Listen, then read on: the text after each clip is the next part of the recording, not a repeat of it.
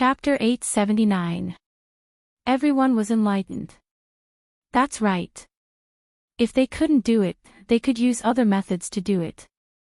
As long as they could eat delicious food in the end, it was fine. The streamer could do this because she was amazing. Noobs could only imitate the master's methods. They had to find a way that suited them.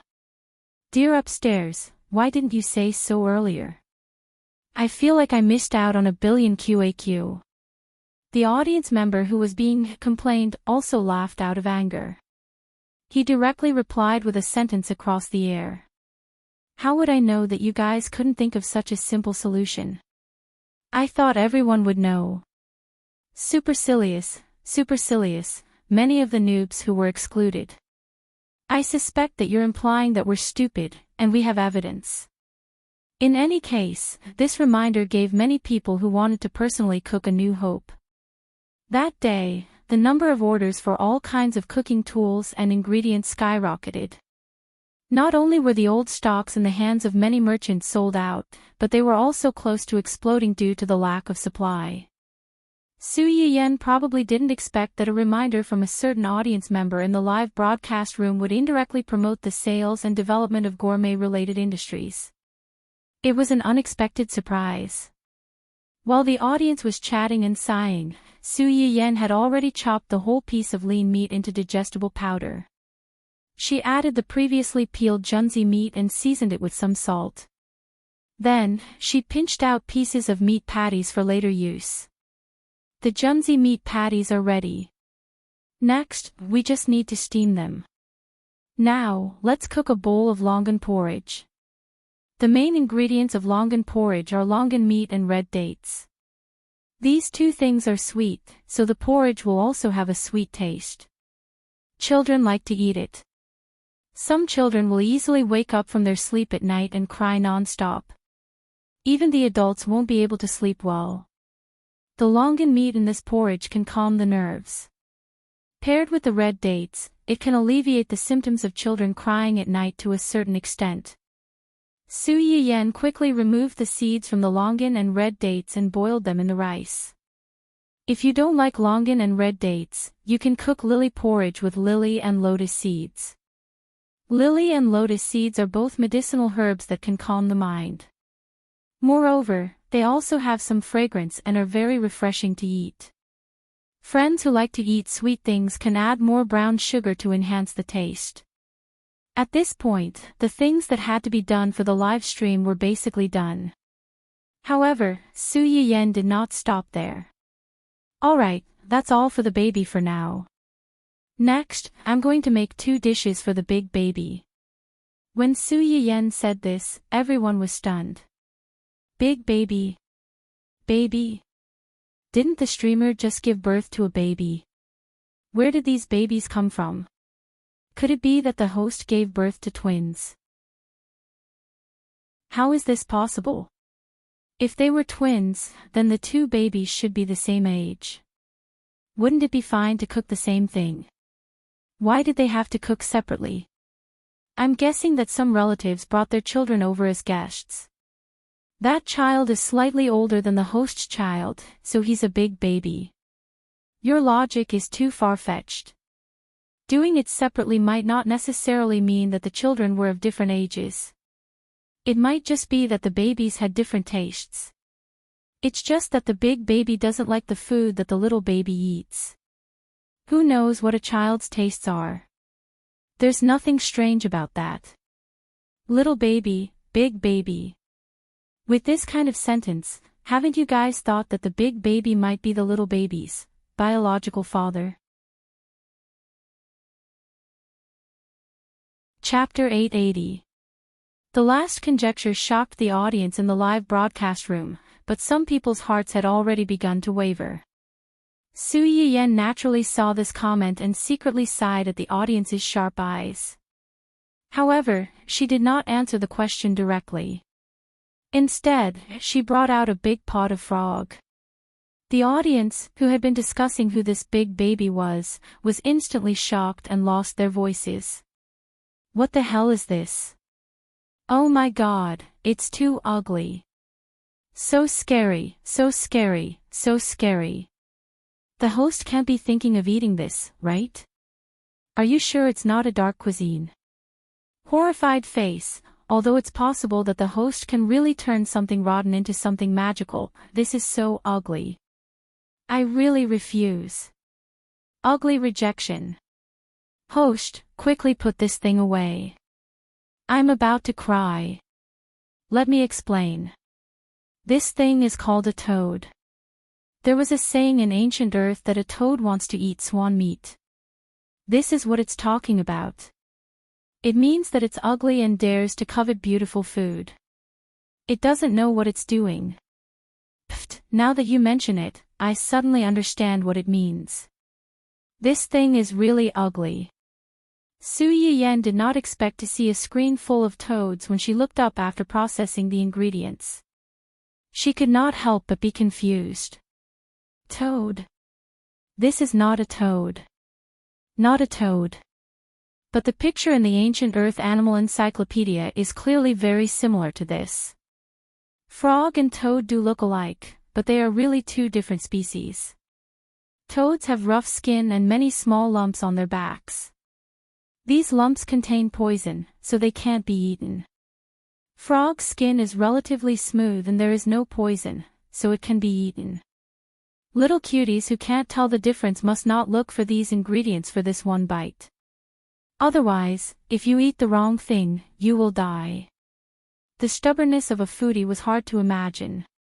It was better to clarify this kind of uncontrollable hidden danger in advance. Otherwise, if something really happened, Su Yiyan would inevitably have to bear some responsibility. Now that the host said this, I suddenly feel that this thing is not so hideous. At least it looks a little better than a toad. Su Yiyan saw that her audience began to comfort themselves without her saying anything, and even hypnotize themselves. She could not help but laugh. However, she was still very confident in this dry pot chicken. Although Froggy didn't look good, she believed that many people would like it when the finished product was made. Su Yiyan cut the large pot of frogs into pieces and marinated them with salt and cooking wine. Then, he temporarily placed the pot of frogs in a place where they could not be seen. Even after countless psychological preparations, the audience still couldn't accept it. They heaved a sigh of relief, thinking that they could finally watch the live broadcast properly and enjoy the food without suffering any visual impact. The next second, he saw Su Yiyan bring out a very ugly plate of rabbit heads. Everyone. F***CK. What was that? Why did he look so scary? Mama, did I go to the wrong room? Mo Fong, this is a rabbit head. Today, I'm going to make a spicy rabbit head for everyone. Rabbit head. A rabbit's head. It was the one covered in white fur that was as soft as a cloud. The rabbit that has been ranked first on the list of cute creatures for several years. Bunnies are so cute. Why eat bunnies? QAQ, when Su Yiyan saw this comment, she revealed an inexplicable evil smile. Bunnies are so cute. Should they be steamed or braised? Forget it, let's just make it spicy. Chapter 881. After saying that, she ignored the moaning in the live stream room and immediately opened the fire. She blanched the rabbit heads that were marinated in advance and filtered out the blood in them. After that, she opened the fire and used dried chili, spices, and various braised herbs to make a fragrant spicy gravy. Once the smell came out, the audience no longer cared about whether rabbits were cute or not. They just wanted to eat this fragrant gravy as soon as possible. It's here. The host's gravy. This smell is really fragrant. I'm almost drooling after smelling it. It's indeed quite similar, but it feels a little different from the ones that the host sold before. It's a little spicy. Is it because she added more chili? Spicy rabbit heads, spicy and spicy. Of course, she has to add more chili to make it taste good. After Su Yiyen finished talking, she soaked the plate of rabbit heads in the gravy. Many viewers in front of the screen couldn't help but salivate when they saw this. At this time, the longan porridge was almost done. There was a thick layer of rice paste on the surface. Su Yiyen put the rangoon patty that she had prepared earlier on and steamed it while she was cooking the porridge. After that, the first pot of frogs was almost done marinating. She rinsed it with water to wash away the blood and impurities on the surface. Then, she heated up the oil and added ginger, chili, and sauce until it was fragrant. She put the frogs in and stir-fried them. When the fragrance came out, she poured some fine wine along the side of the pot. As soon as the wine servant fell into the pot, it immediately mixed with the fragrant sauce below. With a whoosh, a fresh fragrance rushed out, causing the audience who had secretly made up their minds not to eat this dish to waver wildly. This smell, I suddenly feel like I can do it again. Hand, you can't. Brain, you can't. Mouth, you can. Before the dishes were finished, some people were already enjoying the fragrance. Unfortunately, Su Yiyen didn't have time to care about them. Seeing that the frogs were almost done, Su Yiyen quickly took another pot and chopped up her favorite potato slices, onion slices, and lettuce shreds. She stir-fried them together with the garlic slices for a while.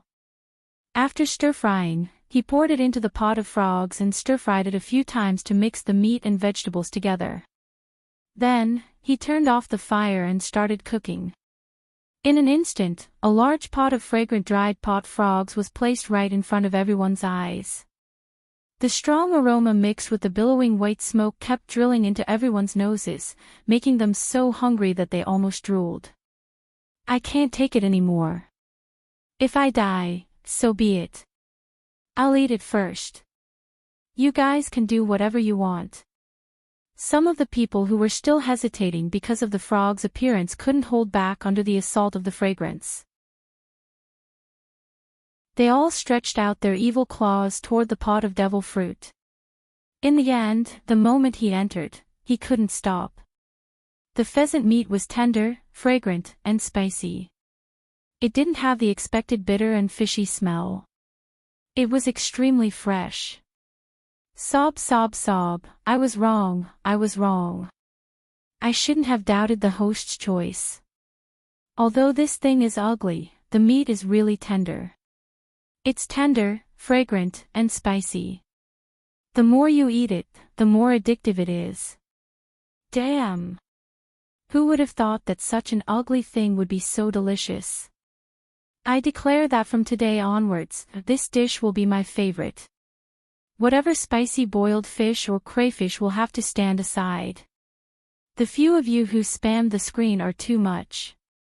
A big pot of food can't even stop your mouths. You guys are eating it, but you still call it ugly. Is there any justice in this? Frogs, didn't you say you wouldn't eat me if I was ugly? Diners are all liars. They're all pig trotters. It's too difficult for me. Chapter 882. Su Yiyen glanced at the screen and confirmed that most people were already savoring the frogs.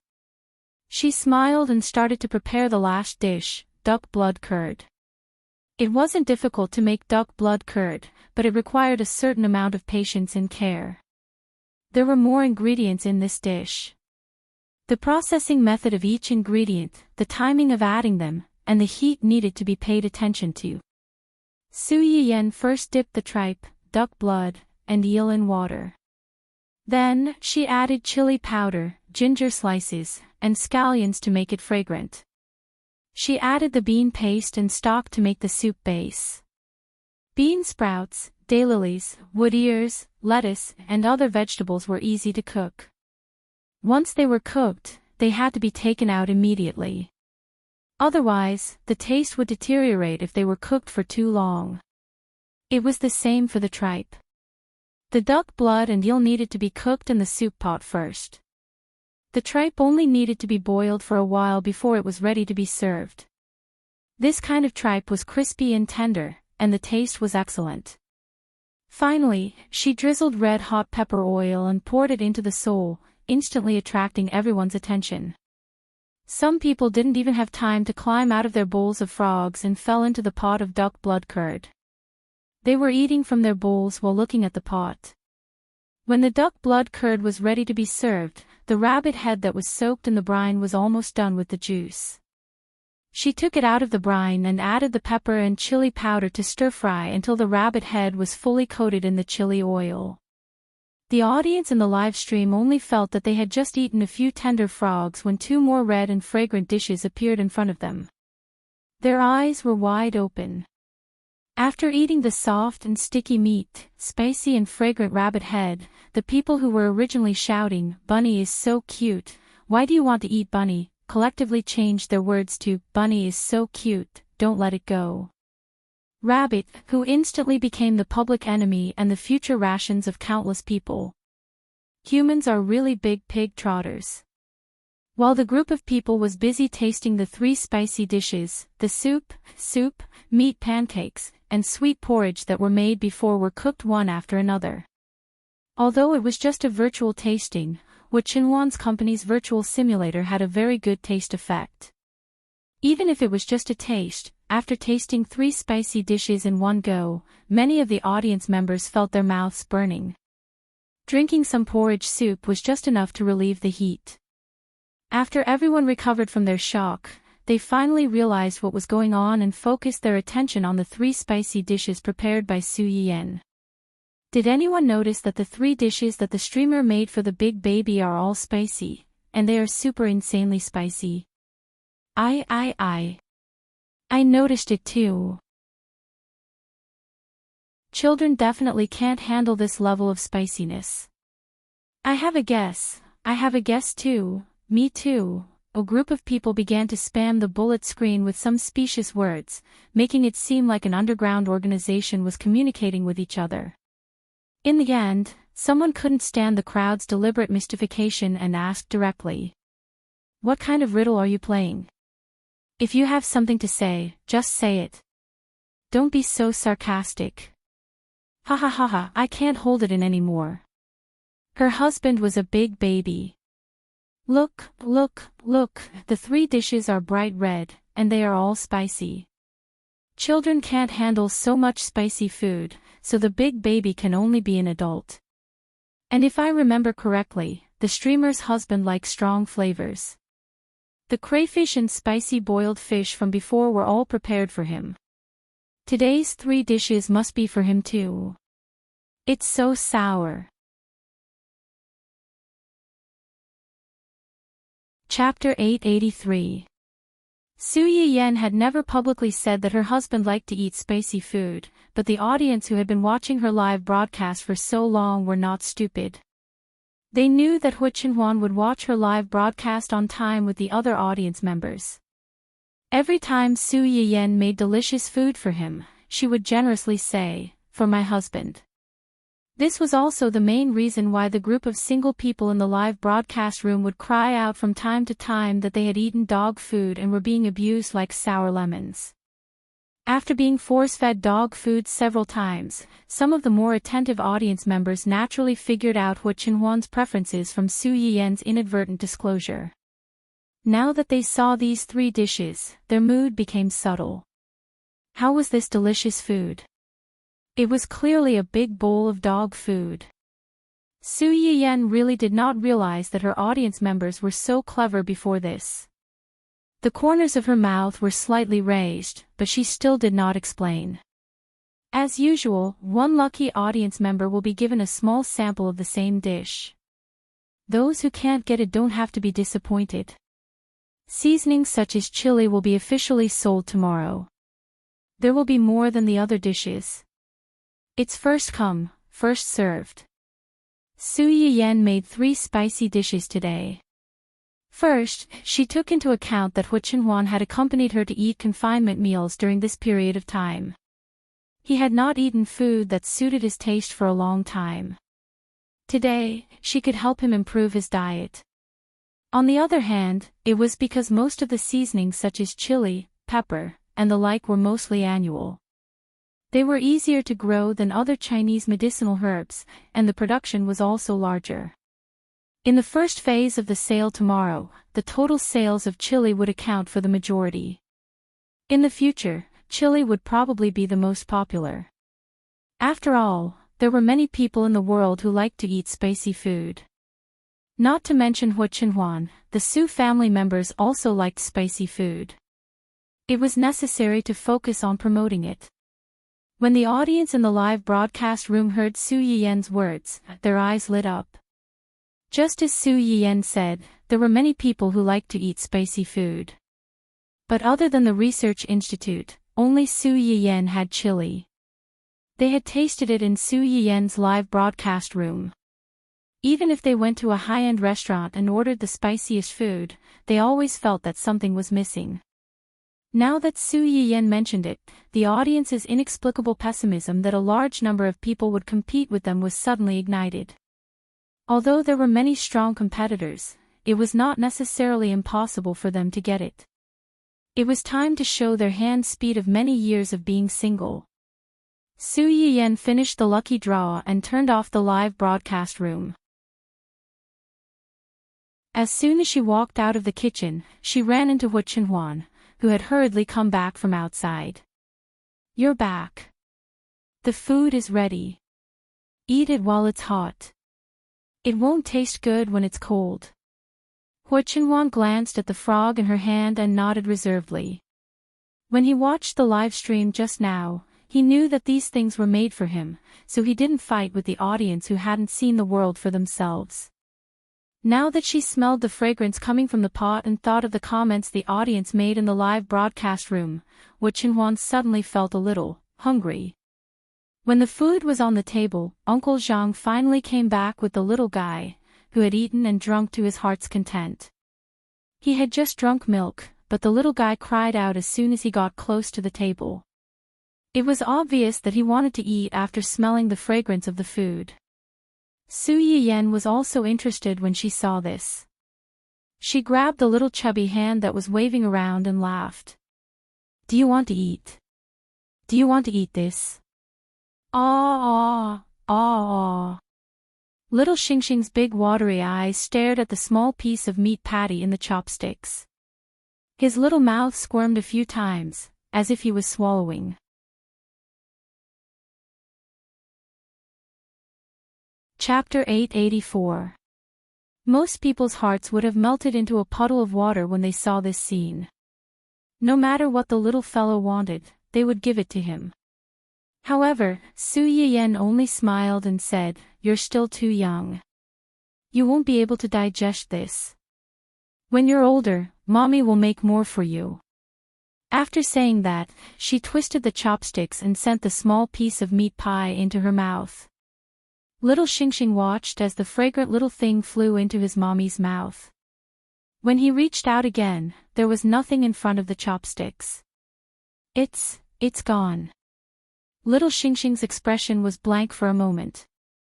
Then, his little mouth pouted and he started to cry. Ever since the little fellow was born, other than when he came out of his mommy's womb and cried so loudly, he was mostly teary-eyed and did not make a sound. It was rare for him to be so emotional. Now that he started crying, the adults present, including the culprit, Su Yiyan, were all shocked. Su Yiyan was stunned for a few seconds before she reacted. She reached out to carry the child, but realized that her hand was still holding the chopsticks. While she was in a daze, the nanny had already stepped forward to carry the child and coax him softly. The little fellow stopped crying very quickly. He only stared at the chopsticks in Su Yiyan's hand with tears in his eyes. His big eyes were full of accusation. Su Yiyan coughed softly and guiltily hid the chopsticks under the table, trying to destroy the evidence. Unexpectedly, it would have been better if Su Yiyan did not hide it. Once she did, the little fellow thought of the missing meat pie. His little chubby face scrunched up and he started to cry again.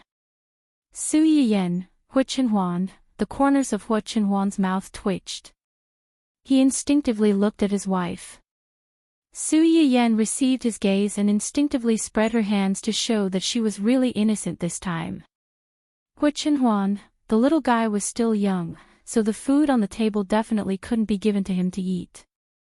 The nanny hugged and coaxed him for a while, but when she saw that he was still staring at the dining table and crying non-stop, she could only look at Su Yiyen for help. Su Yiyen was also a little embarrassed. Her ears were slightly red as she said awkwardly, "Take him upstairs and play with him for a while. We'll go over after we finish eating." Yuan was by the nanny's side now.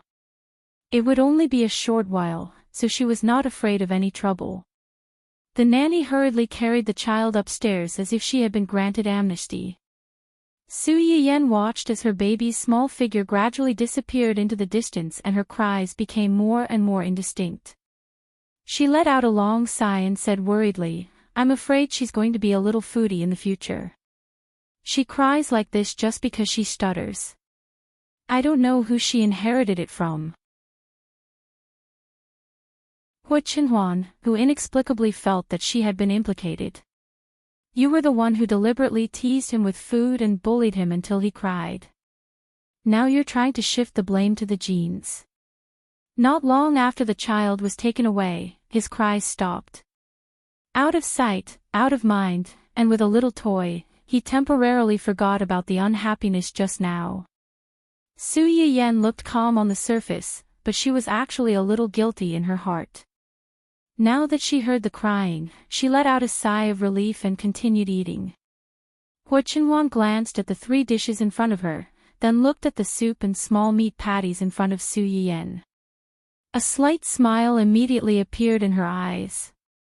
She said that it was for the baby, but in the end, she was eating happily.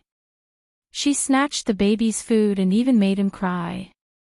This little liar, Su Yiyen, who was completely unaware that she had become a little liar in a certain someone's eyes, finished a bowl of longan porridge and a few steamed meat patties.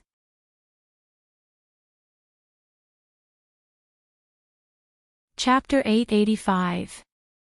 She didn't have a big appetite and didn't eat much at night. She didn't prepare much food for herself. On the other hand, Hu Chenhuan's bowl of dry pot chicken was quite big. There weren't many spicy rabbit heads, but there was still a big bowl of duck blood curd. Uncle Zhang also ate a little because of Hu Chenhuan. However, old people couldn't eat too much spicy food and were afraid of indigestion at night. In general, he didn't eat much. More than half of the remaining food went into Hu Chenhuan's stomach. After dinner, Su Yiyen couldn't help but reach out and touch Hu Chenhuan's stomach. That's strange. There was so much food just now. Where did it all go? Hu Chenhuan grabbed Su Yiyen's hand that was touching his stomach.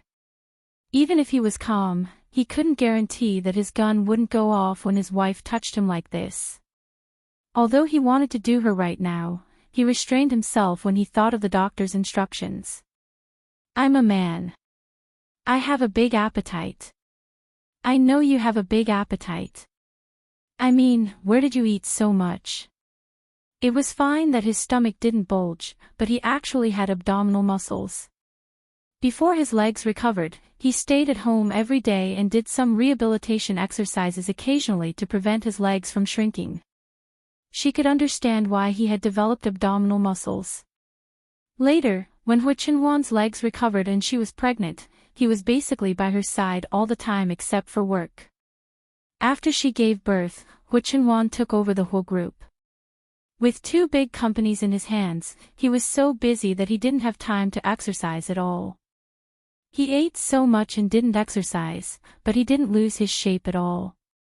Was this really scientific? Maybe I'm not born to be fat. In the past, he didn't pay much attention to food. However, when he was with Su Yiyen, he was fed 3 meals a day on time. Occasionally, there would be snacks and afternoon tea. Especially during Su Yiyen's pregnancy and confinement, the family made delicious food for her in various ways. However, in fact, most of the food went into his stomach. This was also the main reason why most husbands would quickly swell up like a ball during their wives' pregnancy. However, Hua Chenhuan did not gain any weight even after eating so much. Su Yiyan pouted and said with a hint of envy, jealousy, and hatred, "If your words were heard by those little brothers and sisters who would grow fat just by drinking cold water, you would be beaten to death. You're attracting too much hatred." As Su Yiyan spoke, she glanced at Hua Chenhuan's belly with a particularly aggrieved look, causing a certain someone to scratch her nose, not knowing whether to laugh or cry. "Do you really want to hit me now? Do you really want me to eat until I become a big fatty? You don't like my abs. I don't know who used to like to sleep on my chest and touch me. Alright, that's enough." Su Yiyan's face flushed red when her little hobby was exposed so blatantly. She glared at Hua Chenhuan angrily. Seeing this, Hua Chenhuan immediately surrendered. "I was wrong. I won't say it again. Humph. If you want me to be fat, I can work hard to eat more. However, if I really don't look good when I'm fat, you may not like me anymore." Su Yiyan was stunned. She inexplicably felt that Hua Chenhuan was the villain who complained first. She immediately put her hands on her hips and said with a displeased face, "Am I such a superficial person?" Hua Chenhuan cast a suspicious look at her and said frankly, "Do you want abs or a beer belly?" Su Yiyan blinked, and the little swing in her heart began to swing wildly. On one side, she was pressing on the little angel with six-pack abs, and on the other side, she was pressing on the little devil whose neck could not even be seen. Abs.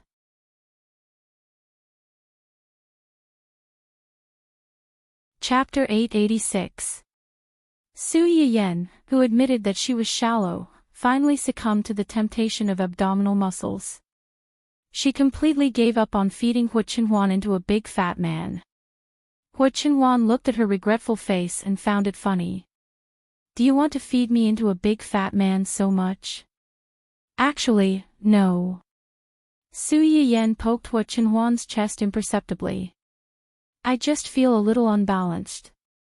We eat together, but you eat so much more than me. I almost became a ball before, but you didn't change at all." A body like hers, who could not get fat no matter how much she ate, was simply the number one enemy of the majority of dieting girls.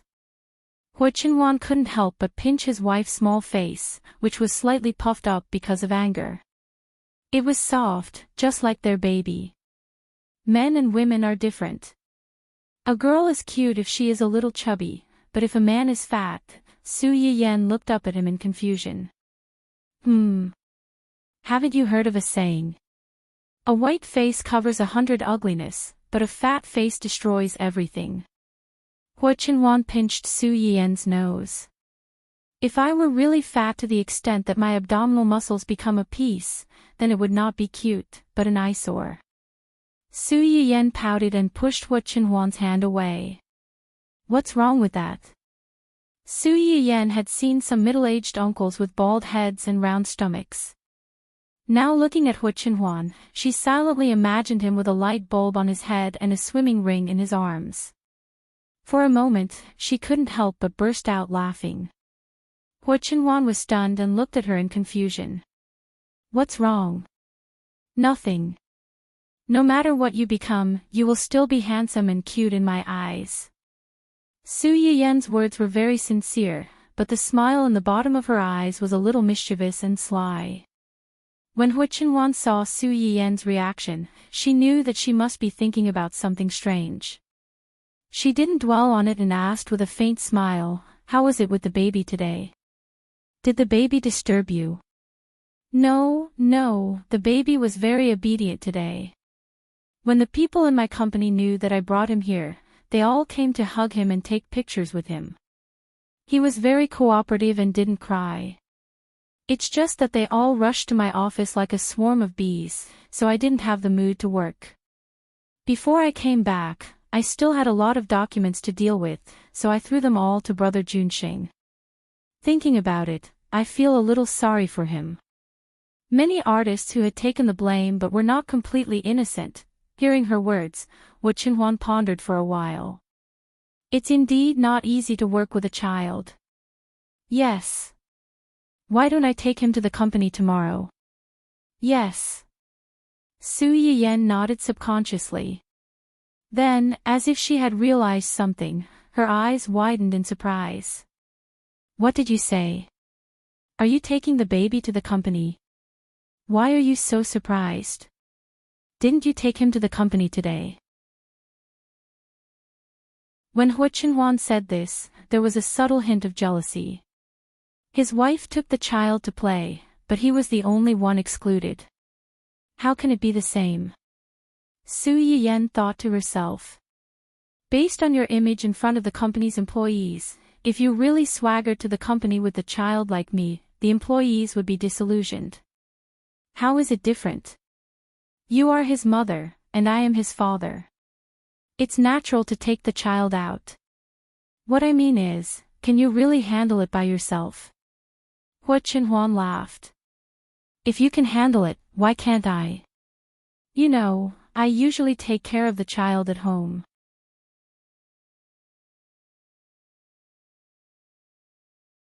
Chapter 887. Su Yiyen choked. Indeed, Hu Chenhuan usually took care of the child at home.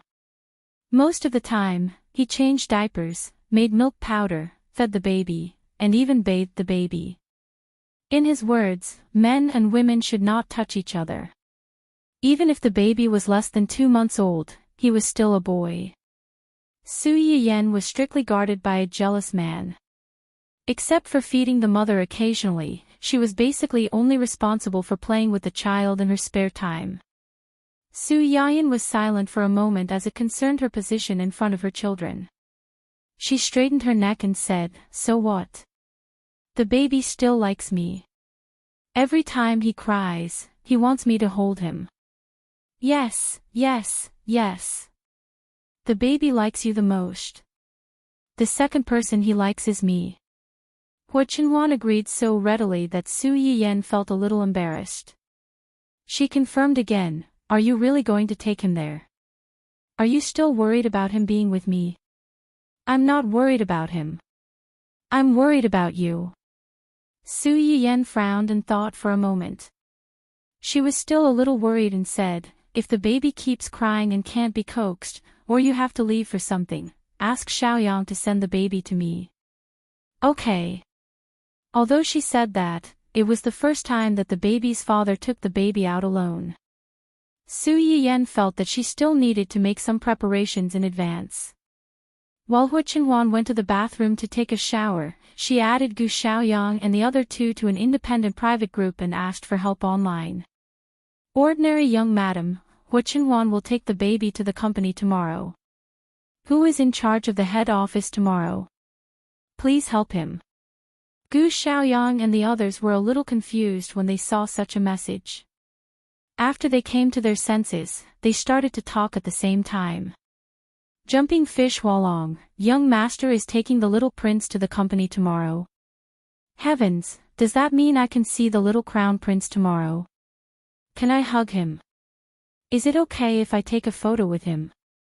Serious little Yang Yang, young master is taking the little prince to the company. Alone? Can young master do it? I have never taken care of a child. Can I help? Conscientious Swazwa, don't worry, madam. The three of us will be there for the weekly meeting tomorrow. We will help young master take good care of the child." Su Yiyen. She felt that the last sentence sounded a little strange, but she couldn't put her finger on it. The artists in her company liked to call their baby Little Prince. Now that she saw Yu Zian and the others calling him that, Su Yiyen did not find it strange, but, "Ordinary young madam, is your company having a regular meeting tomorrow?" How could Hu Chenhuan not tell her about such an important matter? If there was a regular meeting, even if it wasn't a big meeting of the entire company, at least a portion of the company's executives would be present. Imagine a meeting room filled with 20 to 30 company executives discussing the company's reports and future operations with a serious expression. But there was a pink baby carriage by the side, and occasionally a baby's cries could be heard. Thinking of this scene, Su Yiyen felt a little suffocated. But if she didn't bring the baby along and left him alone in the office, ordinary young madam, forget it. Don't ask him to bring the baby tomorrow. We'll talk about it when we have the chance. The three of them, who were still immersed in the sweet dream of holding the cute little prince in their arms, were shocked when they saw this message. Jumping Fish Hualong, no, no, no. Young madam, please ask young master to bring the little prince here tomorrow. We will take good care of him.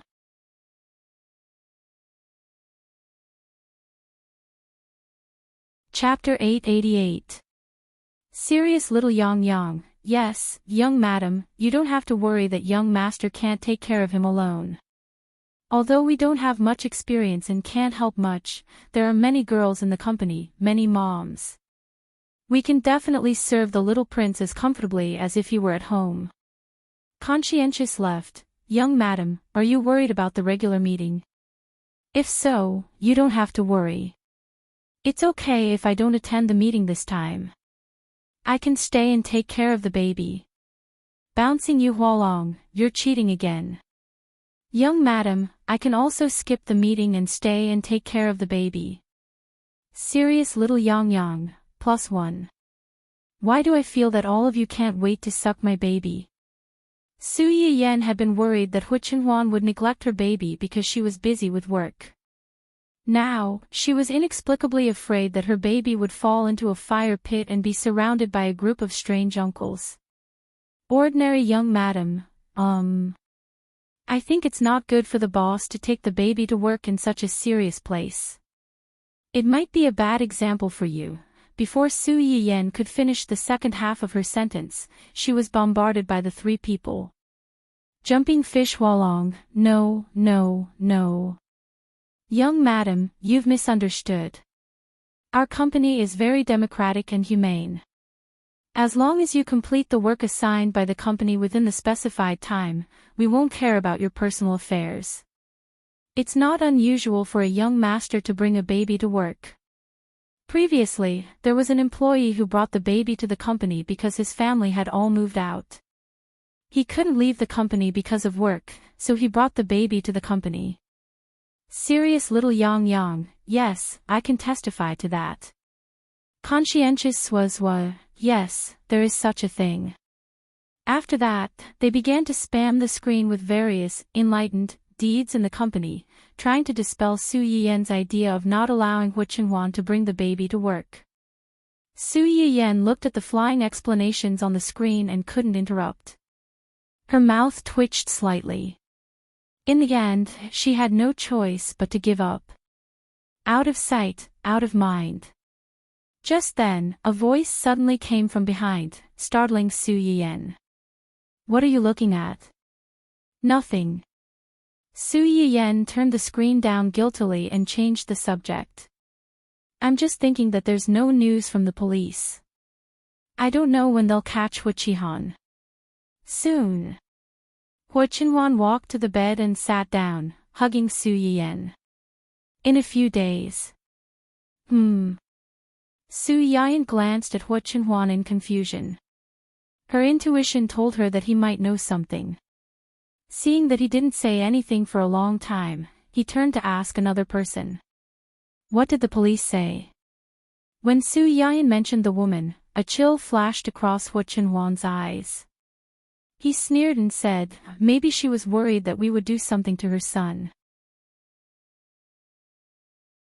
After the woman was taken away, she took the initiative to confess all her contact details and transaction records with Hu Qinhuan.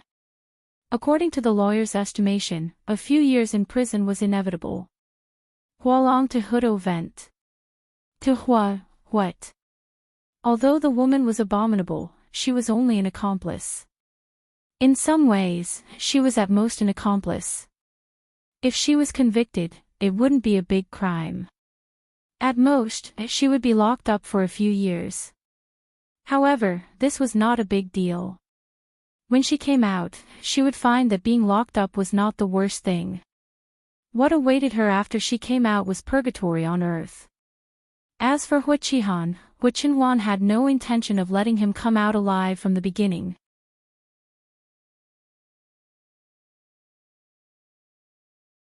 Chapter 889.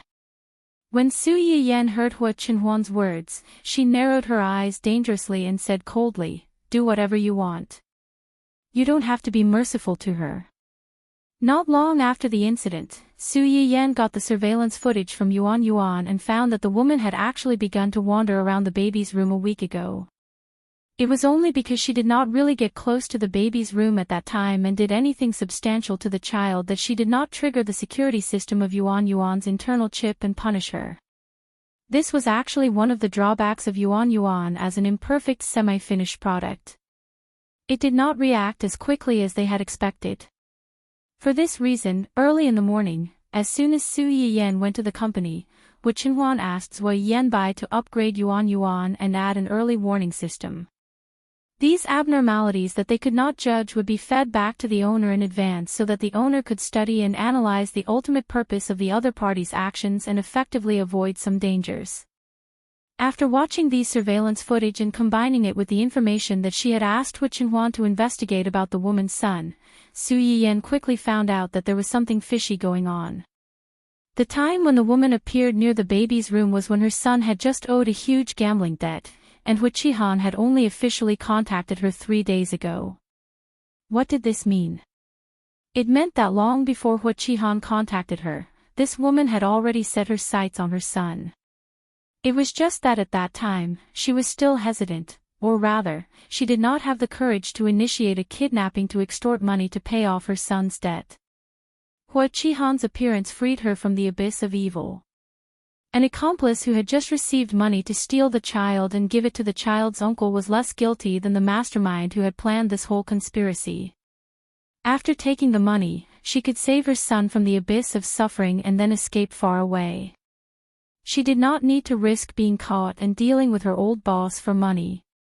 She did not need to worry that with Hua Qinhuan, the mastermind, in front of her, Hua Qinhuan and others would have the energy to pursue her, a small shrimp caught in the middle of a fight between gods. As for what would happen to the child after he was stolen and given away, it had nothing to do with her at the moment when the money was paid. Understanding this point, Su Yiyan really could not have the slightest bit of pity for this woman. The most ironic thing was that after that, the nanny and Uncle Zhang came to apologize to Su Yiyan out of guilt. They felt that it was their negligence that had caused the scare. He sighed from the bottom of his heart. Who would have thought that such an honest person would do such a thing? Honest. That's right. Everyone in the family Hua mansion had an honest opinion of that woman. But it was this honest man who did the most shocking thing. To put it bluntly, no matter how good a person was, under the premise of not affecting their own interests, no one would know whether the person under the skin was a human or a ghost. This was human nature. How is her son? What else? Hua Qinhuan's expression did not change, as if she was talking about an insignificant ant. He owes a lot of debt, and now the people who can help him pay off his debts have been locked up. Those debt collectors alone are enough for him to suffer. It was true that the woman's son could not have ended up like this without Hua Qinhuan's seduction, but in the final analysis, it had a lot to do with his blindly demanding and vain character. Adults always had to be responsible for their own actions. Hua Qinhuan did not think that he and his mother were worth pitying.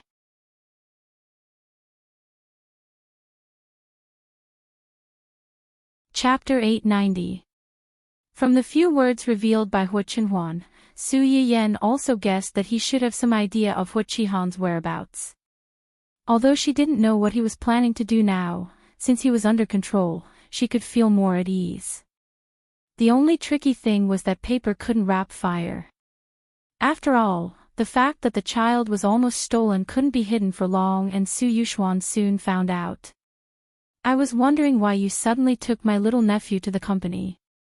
Junxing also told me that you might be reluctant to be separated from the child for so long, so you simply took the child to the company. If I hadn't been careful and asked around, how long did you plan to hide such a serious matter? Su Yiyan listened to her brother's angry questioning and said guiltily, "Brother, I was wrong. The baby is fine. He was just taken to the door when he was found and taken back." He wasn't hurt or frightened. I was afraid that you would be worried, so I didn't say anything. You were afraid that we would be worried and didn't say anything. Didn't you think that we would be scared to death if we found out from other people? Su Yiyen choked and lowered her head, blaming herself even more. Do Mom and Dad know about this? What do you think? If I know, how can Mom and Dad not know? Su Yiyen lowered her head even more. What was Mom and Dad's reaction? Did you tell them that the child was fine? Of course I told them, but how can this kind of thing be settled just by saying it? Mom was scared. As soon as she found out about this, she immediately wanted to go to your house to see her grandson. I persuaded her and told her that it was already so late. You and the child must have already gone to bed. If she went there, she would be restless all night. Only then did I persuade her. Su Yuxuan sighed. Are you still taking the little guy to work tomorrow morning? If not, we'll go directly to your house tomorrow morning. If you do, you can take him home at noon and let Mom and Dad take a look at him to reassure them. Well, I won't take him tomorrow, then we'll go over tomorrow morning. You can tell Uncle Zhang, or you can go to work early tomorrow morning and wait for us at home. After listening to Su Yuxuan's words, Su Yiyen stubbornly continued what she was about to say. Although I'm not bringing him, Chenhuan is going to bring him to work tomorrow. Su Yuxuan was deathly silent for a few seconds before he roared out in an earth-shattering voice, What did you say? Su Yiyen touched her ears, which were hurting from the shock, and said helplessly, He's going to take Bao Bao to his company tomorrow. Alone? Will it work? He usually brings more than me at home. It should be, okay.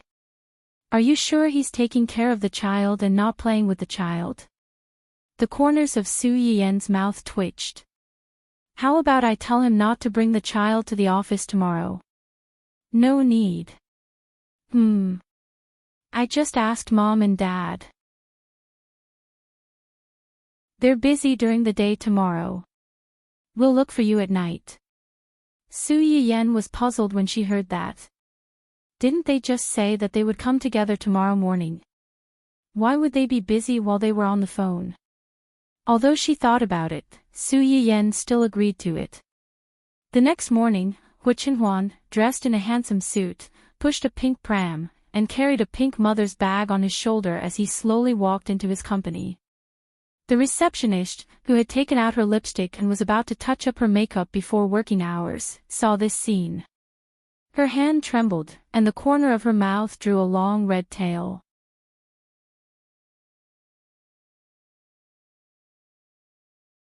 Chapter 891.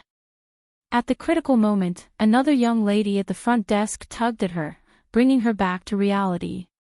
The receptionist seemed to have woken up from a dream. She hurriedly hid under the desk at the front desk, barely managing to maintain her image in front of her boss. Hello, boss. The remaining receptionist discreetly shielded her colleague and greeted Hu Chenhuan with a polite smile. Hu Chenhuan pushed the stroller past the front desk and responded coldly and reservedly, yes. But when he entered the elevator, he subconsciously pulled at the mother's bag on his shoulder. It contained the baby's milk powder, diapers, toys, and other small things. If he accidentally lost it, the baby would not be able to play, but it would be a big problem if he went hungry. What Hu Chenhuan did not know was that as soon as he pushed the stroller into the elevator, the two receptionists at the front desk exploded. Xiao Jia, your face, the receptionist wiped the lipstick on her cheeks in an extremely boorish and bold manner. She looked at the direction Hu Chenhuan left with sparkling eyes and said excitedly, Why do you care about your face at this time? The boss was pushing a stroller just now, right? A pink stroller. It must be the little crown prince inside. It should be. What should be? It must be. Other than the little crown prince, who else can make the boss bring the baby to work? Yes, what you said makes sense. The boss brought the little crown prince to work. No, I have to tell this good news to the brothers and sisters in the group. Therefore, under the publicity of the receptionist's loudspeaker, the news of Hu Chenhuan bringing a child to work had already spread throughout the company before he even entered the office. Zui Yanbai and the other two were even more excited. They rubbed their hands and were ready to take over Hu Chenhuan's job of taking care of the baby. Under the pretext of helping out, they openly sucked the baby. Most of the regular meetings in Hu Chenhuan's company were held in the morning. Usually, at this time, most of the employees were anxious, afraid that they would be criticized in public if they did not do a good report. But today was different. Since they knew that Hu Chenhuan brought a child to the company and would most likely bring the child to the regular meeting, they were all excited. Everyone at the meeting seemed to have been injected with chicken blood. They couldn't wait for time to pass faster, so that they could see the legendary little prince who was doted on by thousands of people earlier. When Hu Chenhuan pushed the stroller into the meeting room, he was keenly aware of the burning gazes from all directions. He frowned slightly and glanced at the crowd with warning. Everyone was swept by his cold gaze and they realized that they had lost their composure. They hurriedly retracted their gazes and looked down guiltily. However, their guilty conscience didn't last long. Soon, they couldn't help but glance at the pram again. It was just that before, he was looking at it openly. Now, he was sneaking glances. Seeing this, Hu Chenhuan could not be bothered and pushed the stroller inside. Zui Yanbai, who was sitting below Hu Chenhuan, got up and walked over. "It's inconvenient for you to take care of the child. Why don't you leave him to me?" Yu Xian and Gu Xiaoyang, who were a step behind, secretly cursed someone's cunning in their hearts. However, to Zui Yanbai's disappointment, Hu Chenhuan did not let him take care of the child as he wished. Instead, he avoided his hand and pushed the stroller to the side of the sofa. "No, I'll take care of it. Do you really think that I can't see through your little tricks? Today, none of you can touch my baby."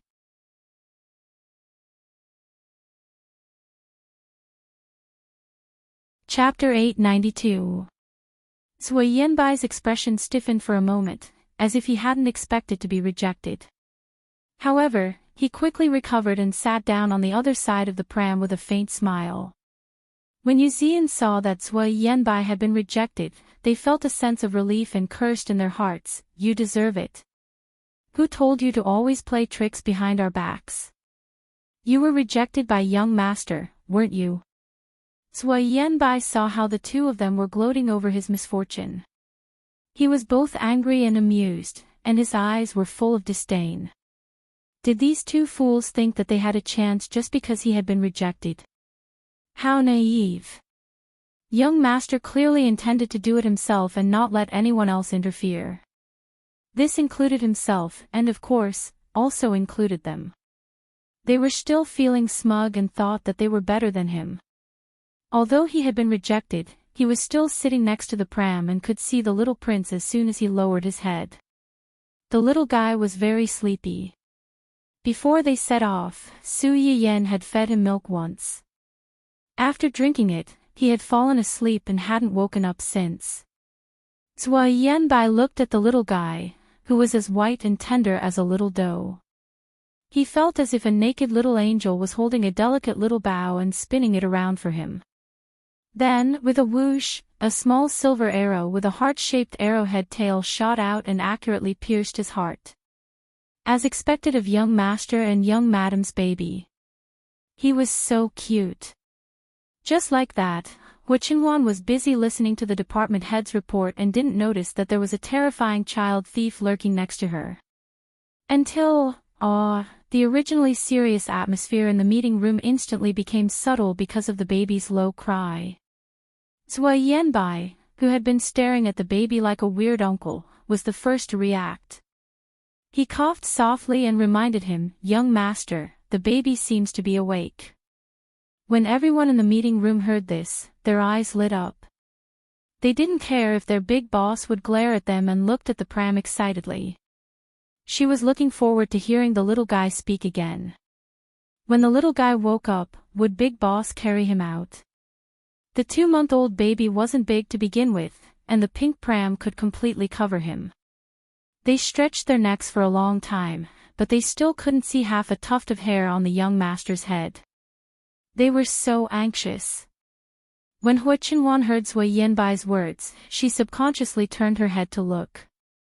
Sure enough, she saw that the little girl, who had been sleeping soundly, had woken up in a daze. Her small hands moved, and her eyes opened and closed for a while. This continued for a few times, as if she was adapting to the light from the outside world. Finally, the little guy was completely awake. His pair of big black grape-like eyes looked around. Perhaps because she realized that there was no one around, she felt a little scared and began to cry without warning. Wah! The childish cry instantly resounded throughout the entire office, and there were even some subtle echoes. All of a sudden, many people present were shocked. Hu Qinhuan's heart ached when she saw him cry. She reached out and took the baby out of the pram, coaxing him in a low voice, "Baby, don't be afraid. Daddy's here. Daddy's here." Everyone who witnessed the big boss coaxing the child in a soft voice was speechless. Oh my God, was this the cold-blooded demon king who could scare everyone to death with just a frown? Would they be able to walk out of the company alive today? Hu Qinhuan coaxed the baby for a while and found that he was still crying sadly. She frowned slightly and touched the baby's diaper as if she sensed something.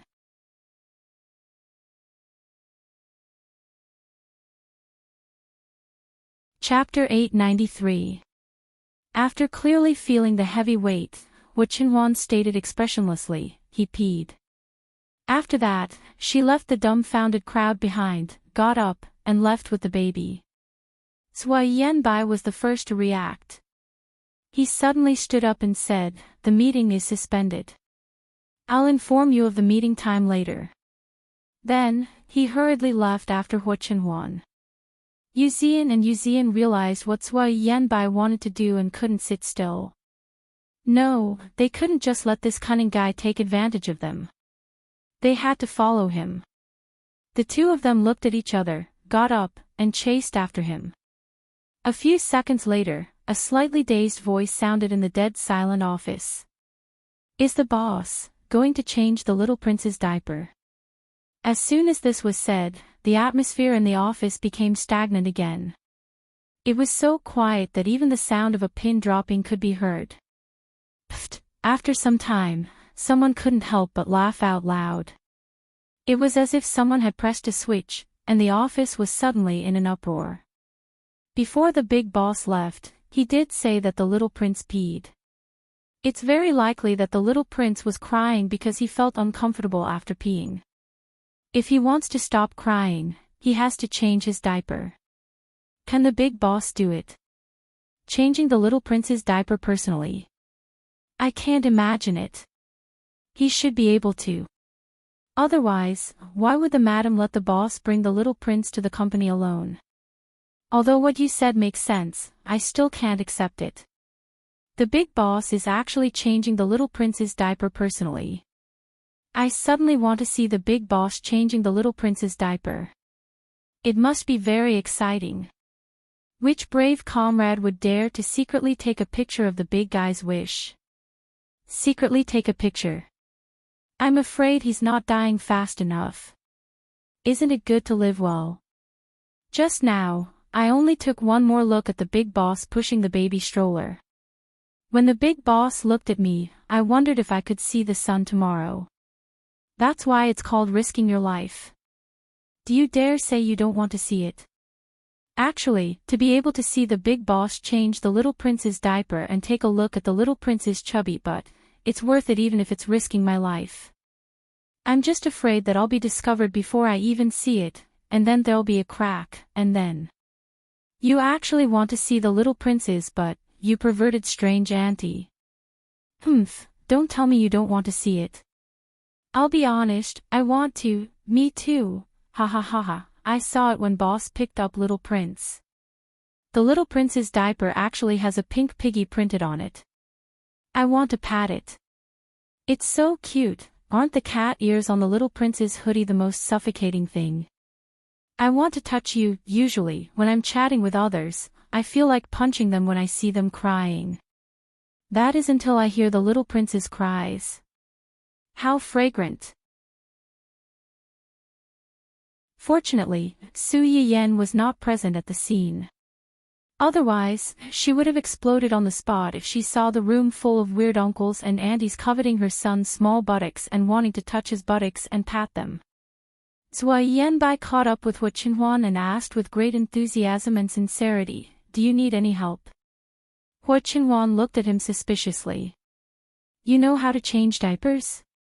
Zhou Yanbai was stunned. I've seen people do it before." "You've personally changed the baby?" "No." "Huh, so, where did a newbie like you get the courage to think that you can help?" Zhou Yanbai.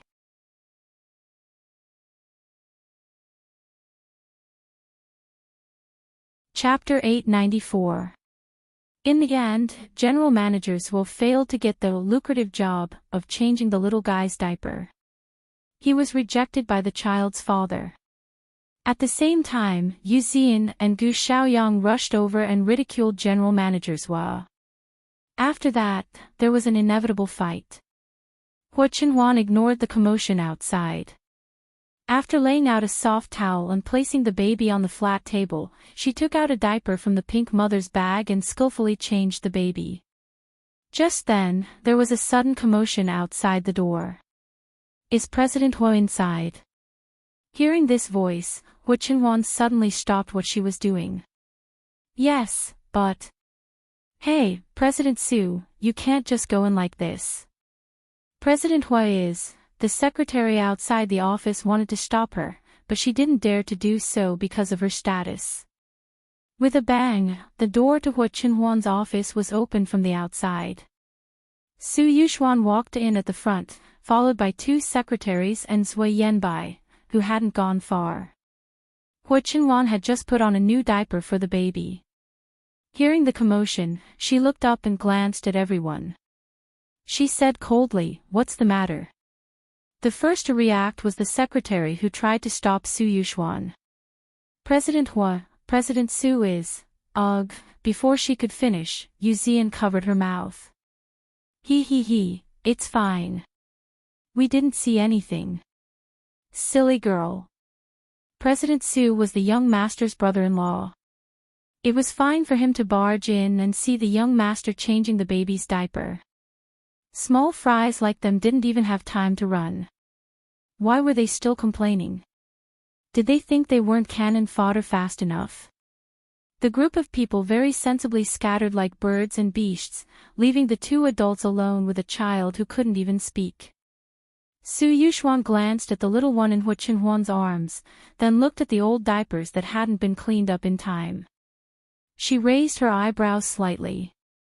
"I heard from Yan Yan that you're bringing the child to work today." I didn't quite believe it, but I didn't expect it to be true. Hearing Su Yuxuan mention his wife, Hu Qinhuan's expression softened. "Yan Yan told you. Who else could it be?" Su Yuxuan swaggered to the sofa nearby and sat down. He said in a sarcastic tone, "I can't believe that the president of the whole group would personally breastfeed and change a child's diapers. If this gets out, I'm afraid many people will laugh their heads off." Hu Qinhuan pretended not to hear the other party's sarcasm. She carried the child and sat opposite Su Yuxuan. She smiled faintly and said, "As a parent, it's only meaningful to do everything personally. I'm afraid those who haven't been parents won't be able to understand this." Su Yuxuan's brother-in-law, who had never been a parent and didn't even have a partner, felt an arrow piercing his heart. It was very painful. "Don't talk nonsense. Yan Yan didn't mention such a big thing because he was afraid that we'd be worried about it." "But you didn't say anything either. Are you afraid that we'll get even with you?" Hu Qinhuan's eyes flashed coldly. "This was indeed my negligence. The same thing won't happen again. You said before that you wouldn't let Yan Yan suffer any harm from now on." What happened in the end? Su Yuxuan stared at Hu Chenhuan. His words were really aggressive. Didn't you think that you were lucky this time to find the child before it was stolen? If you reacted a little slower, or if the other party directly hurt the child to get revenge on you, what would Yan Yan do?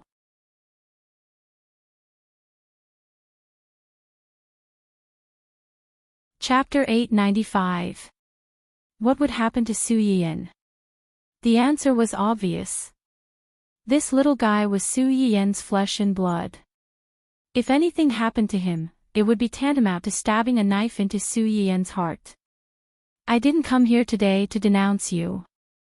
I just want to know what you're going to do with the mastermind behind the scenes. Hu Chenhuan knew very well that since Su Yuxuan asked this question, he must already know who the mastermind behind the scenes was. I'll do what I have to do. Have you made up your mind? Of course, no one is more important than Yan Yan and the child. Su Yuxuan's expression became better. I'll remember your words. Hu Chenhuan looked up at him. The person has been found. Su Yuxuan was stunned. It took him a while to realize that Hu Chenhuan was talking about the mastermind. His eyes turned cold. He wanted to ask Hu Chenhuan why he didn't inform the police to arrest the person since he had already found the whereabouts of the person. Did he leave some leeway for the other party? But when the words reached his mouth, he swallowed them back. It was fine if some words were hinted vaguely, but if he really said it out loud, it was easy to cause conflict. Su Yuxuan gave Hu Chenhuan a fierce look. I'll trust you one more time. After that, he looked at his little nephew and said enviously, Can I hold him? Uncle wanted to hold his nephew. As his brother-in-law, Hu Chenhuan naturally had no reason to refuse. Without much hesitation, he handed his little son, who had returned to his well-behaved appearance after changing his diapers, to Su Yuxuan. This was the first time Su Yuxuan held the little guy in a long time. Before this, he had come to see his nephew many times, but almost every time, he was with Qing Shuqin. Two adults would fight to hold a child, let alone him, who was at the bottom of the food chain at home. Children have soft bones. You should support them here and here. Following Hu Chenhuan's instructions, Su Yuxuan carefully held the child in her arms. Little Xingxing seemed to have some impression of this uncle who had come to visit him several times. He stared at him with his big eyes for a while and suddenly laughed. Su Yuxuan's heart melted into a pool of water, and he was secretly excited. He was indeed the son of his baby sister. When he smiled, he was exactly the same as Yan Yan when he was a child. He was really a lovely baby. Su Yuxuan held the baby in her arms. She was happy and satisfied, but she didn't forget to insult Hu Chenhuan. You're quite knowledgeable about carrying babies. Practice makes perfect. Before I had children, I didn't feel it. After I had children, I wanted to hug them whenever I saw them. Naturally, I became familiar with them after a few times. When Hu Chenhuan said this, she glanced meaningfully at Su Yuxuan, as if to say, You're an unmarried single dog, so you won't understand. Su Yuxuan. So what if you have a wife? So what if you have a child? Reality proved that having a wife and a child really was amazing. He shouldn't have come here today to humiliate himself. Young Master Su, who had originally come to give a warning to a certain someone, but had instead been shown off in front of him, regretted it so much that his intestines almost turned green. The two adults and the child in the room had an undercurrent of tension. The atmosphere was so heavy that it seemed like they could start fighting at any time. However, in the eyes of others, this scene was completely different from what they had expected. At least, in Su Yiyan's eyes, the two people who were at daggers drawn and the little kid in his big brother's arms looked a bit like a family of three.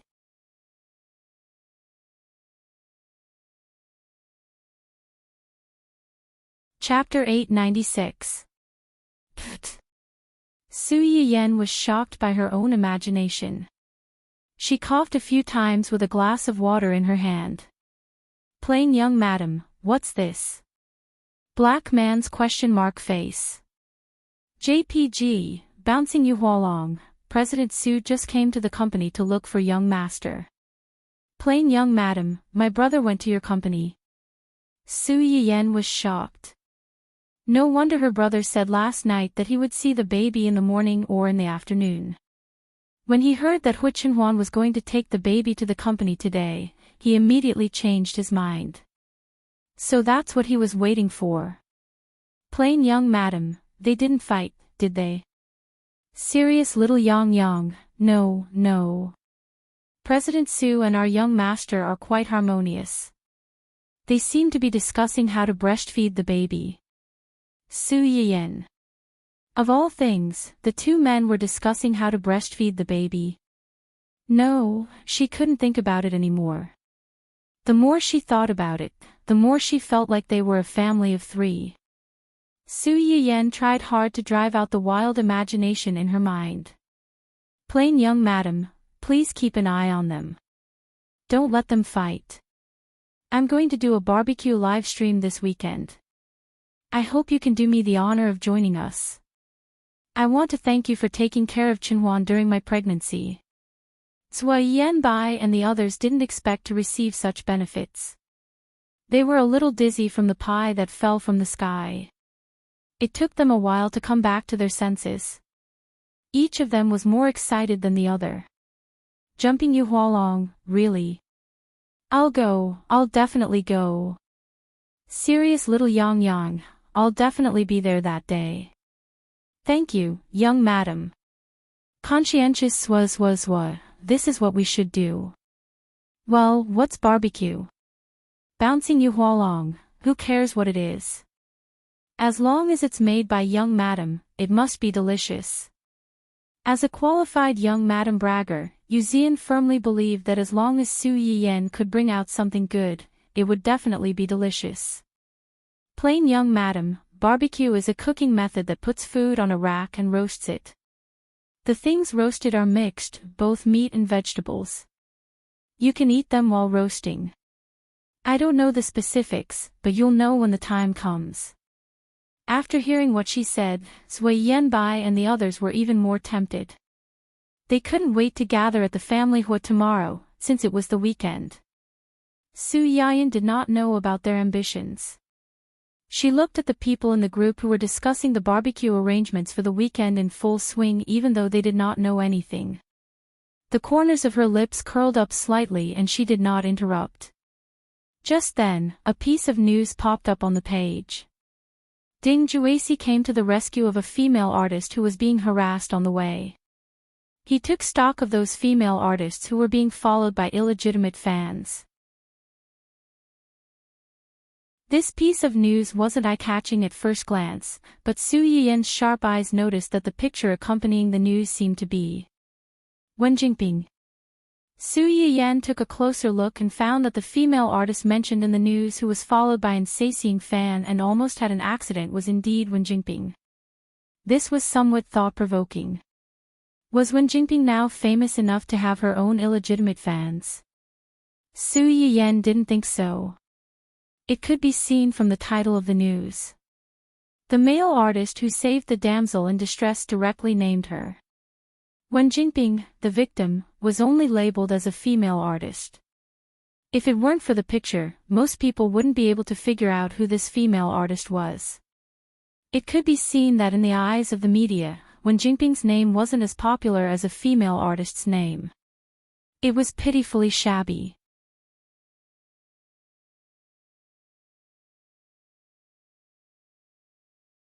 Chapter 897.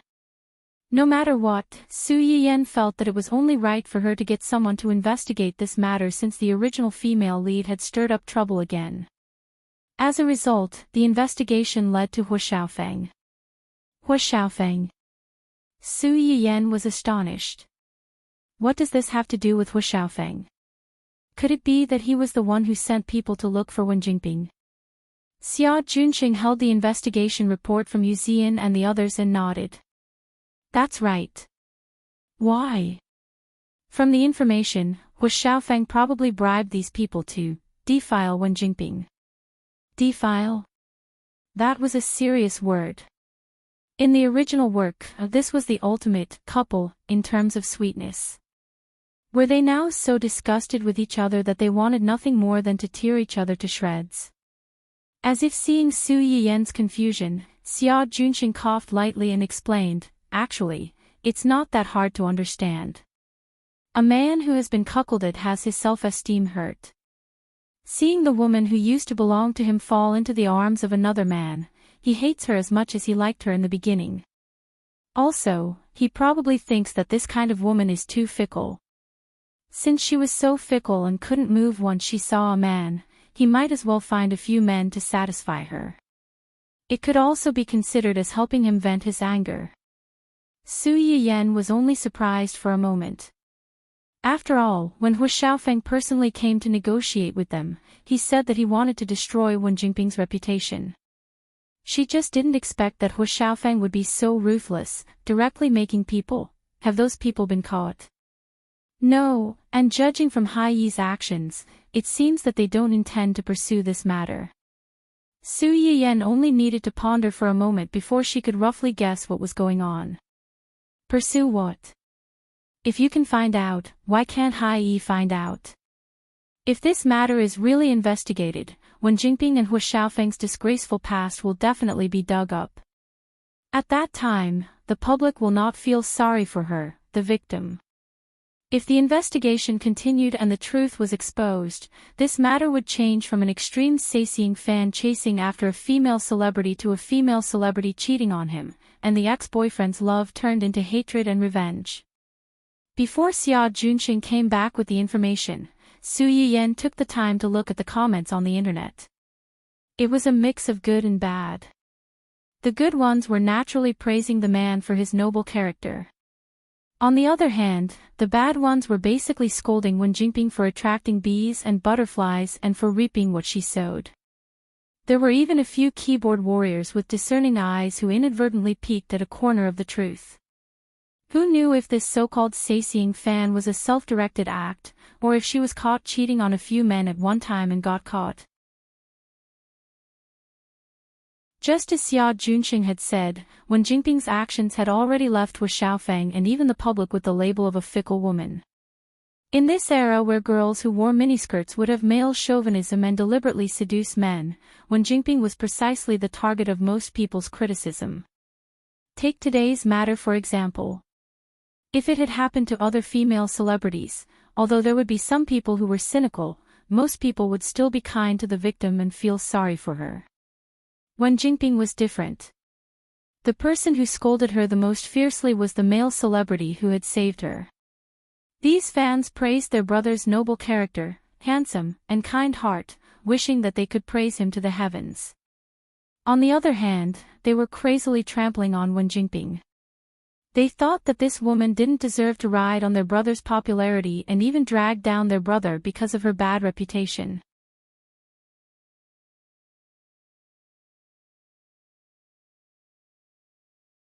Chapter 898. If Wen Jingping had any self-awareness, she would have stayed away from her brother. Otherwise, there would be no need for those keyboard warriors. They would be the first to curse at her and send her to be scolded by Zhu Onghua every day. Although there were some people who tried to lead the topic to the illegitimate fans, there were not as many people who were sarcastic. Once the truth was made public, the few people who spoke up for Wen Jingping would probably change sides. It would be very miserable. What's the background of this Ding Juesi? Su Yiyan felt that the name sounded familiar, but she couldn't remember it at the moment. Ding Juesi is an old actor in Hai Yi. He's in his early 30s. He's a professional actor. Although he's not as popular as the current celebrities, he has many die-hard fans because of his acting skills. Moreover, he was born as a child actor. In terms of seniority, he can be considered a senior among the younger generation. Senior. Su Yiyan's mind lit up. She seemed to have caught onto something. Yes, Wen Jingping's accident happened to be near the set of his new movie. He might have just finished filming and was about to go back when he coincidentally bumped into Wen Jinping. Coincidental? Su Yiyan raised her eyebrows and chuckled. It might not be a coincidence. Now that Xia Junqing mentioned it, Su Yiyan finally remembered who this person was. Among the backup male supporting characters in the original novel, Ding Jueqi was probably the one who had the least sense of presence and basically didn't have any scenes. There was no other reason than that he was married. He was a married man with a son and a daughter. Ding Jueqi and his wife were high school classmates. They fell in love in university and got married without any setbacks after graduation. According to the usual routine, the female lead in a romance novel could flirt with high-quality men everywhere and make the male lead jealous. However, the male lead couldn't flirt with anyone and had to keep his chastity for the female lead. Otherwise, it would definitely attract the condemnation of the clean party. It was fine to use a mature man like Ding Jueqi, who was almost 10 years older than the female lead and had a wife and a child, to show off the female lead's charm. However, it was impossible for him to be the male lead. In addition, if Su Yiyan remembered correctly, Ding Jueqi's wife seemed to be a young lady from a rich family. When she married him back then, she was already considered to have married down. After more than 10 years of relationship, she even gave birth to a son and a daughter for him. Even if the readers imagine that Wen Jinping, the female lead, enjoys the pursuit and love of a married man, they have to admit that he is a scumbag. A male supporting character who wasn't very popular in any aspect had suddenly disappeared as the author was writing. He was basically a flash in the pan and didn't have much of a presence. But now, Hu Xiaofeng, the original male lead, Ning Qiruei and Luo Weibing, who were popular in the original novel, had either turned against Wen Jinping or been intercepted by Su Yiyan halfway. Even Dou Tianyi, the villain in the original novel, seemed to be very cold to her. When Wen Jinping met Ding Jueqi at this time, she didn't know if the two of them would have any chemistry different from the original novel. Not a coincidence. Didn't Hai Yi's drama finish filming long ago? What is Wen Jinping doing near the crew? From the information, it seems that she is going for an audition. Xia Junqing suddenly realized. You suspect that the crew she is going to audition for is Ding Jueqi's. Can it be so coincidental? Su Yiyan didn't dare to say if other people would do it, but if it was Wen Jinping, it might not be impossible. As the female lead of the world, even if she didn't have most of the halo, she still had some luck. Whether it is or not, she is going for an audition anyway. I just don't know if Mr. Ding will help her to the end and help her to the end.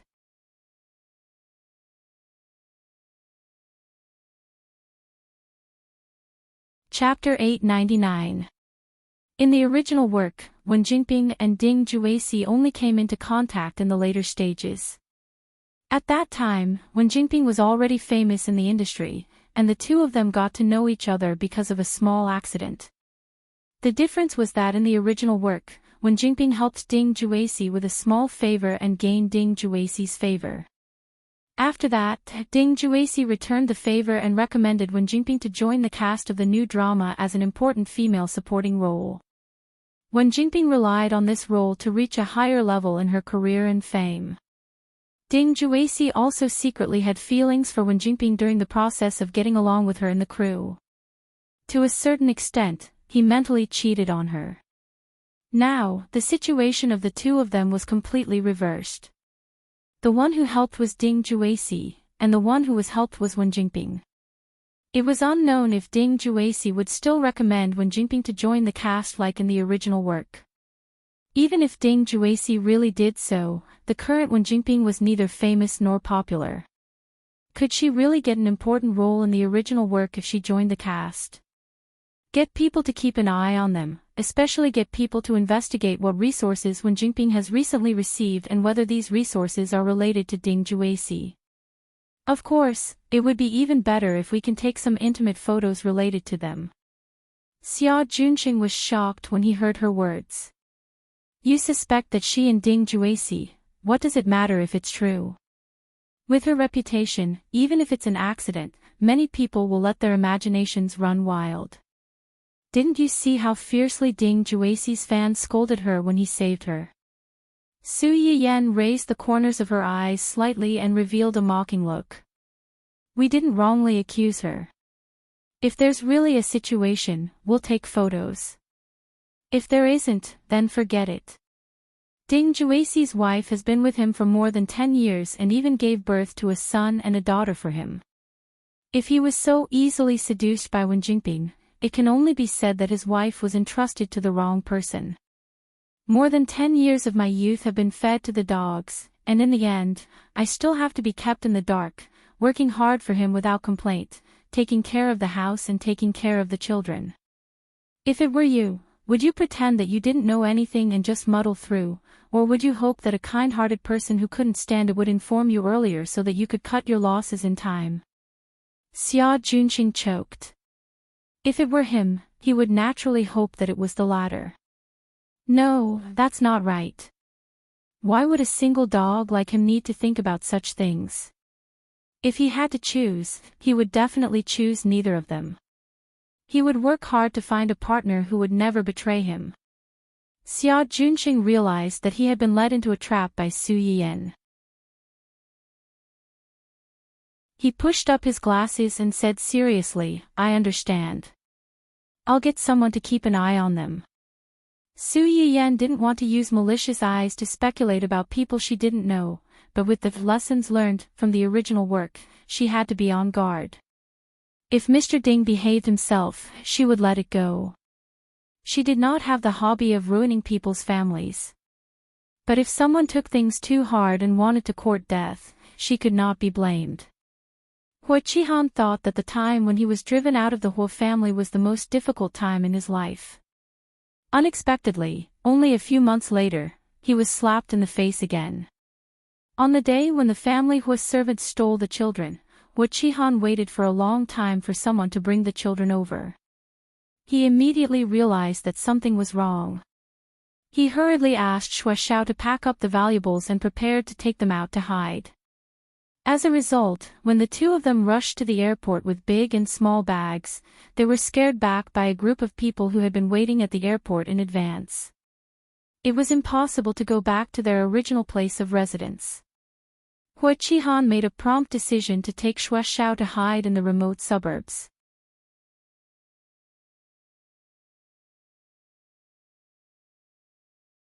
Chapter 900. Hua Qihan had a lot of properties under his name, but during the time when he was driven out of the Hua family, he had discounted a lot in order to maintain his high expenses. Moreover, during this sensitive period, hiding in a house under his name was tantamount to walking into a trap. However, most people like them would leave a few backup plans for themselves just in case. Hua Qihan first took Xue Xiao to a small 2-story bungalow with a courtyard in the suburbs, which he had transferred to her name because she was pregnant. As a result, less than a day after they settled down, they heard the siren of a police car from a distance that night. They were so scared that they got up, picked up their things and ran away. After that, they didn't dare to run to the properties under their names. They only hid here and there, looking for houses to rent, and ran to the dilapidated slums. They thought that as long as they hid in a place where good people mingled with bad people, the police wouldn't be able to find them in a short time. As a result, they were discovered not long after they arrived at a place. They ran away, were discovered, ran away again, and were discovered again. After several times, Hua Qihan's mood had long been on the verge of collapse. Damn it, why are these people like dog skin plasters? I can't tear them off. Hearing the familiar siren again, Hua Qihan rushed out of the bathroom without wearing his pants. His face was full of anger, and he couldn't wait to rush out and fight with the police. It was impossible to fight. Xue Xiaoyu seemed to be used to this kind of torment. He quickly packed up his things and took Hua Qihan's hand, saying, "Don't be impulsive. Where there is life, there is hope.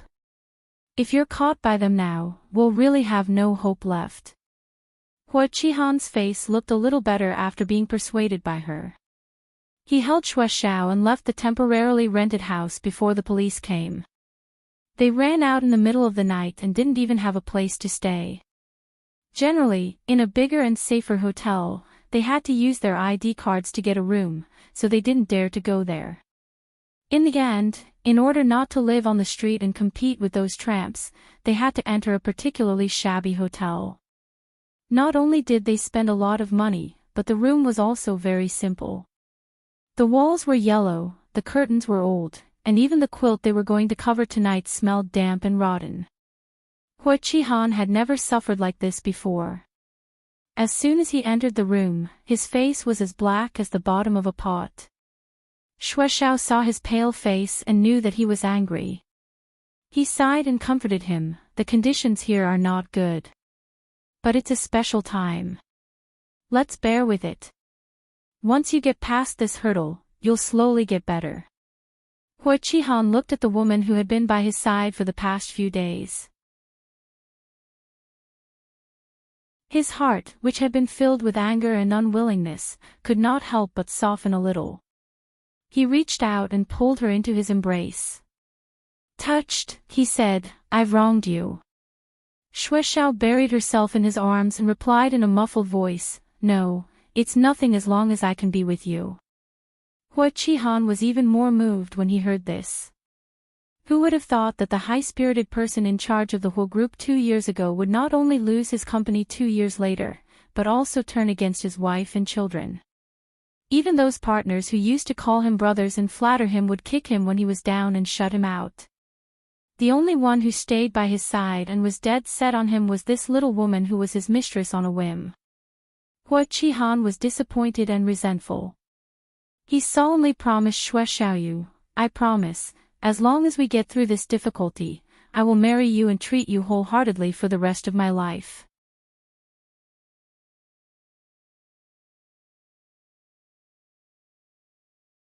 Chapter 901.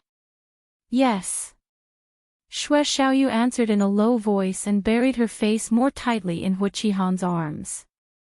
Hua Qihan only thought that she was moved by his promise and did not think much about it.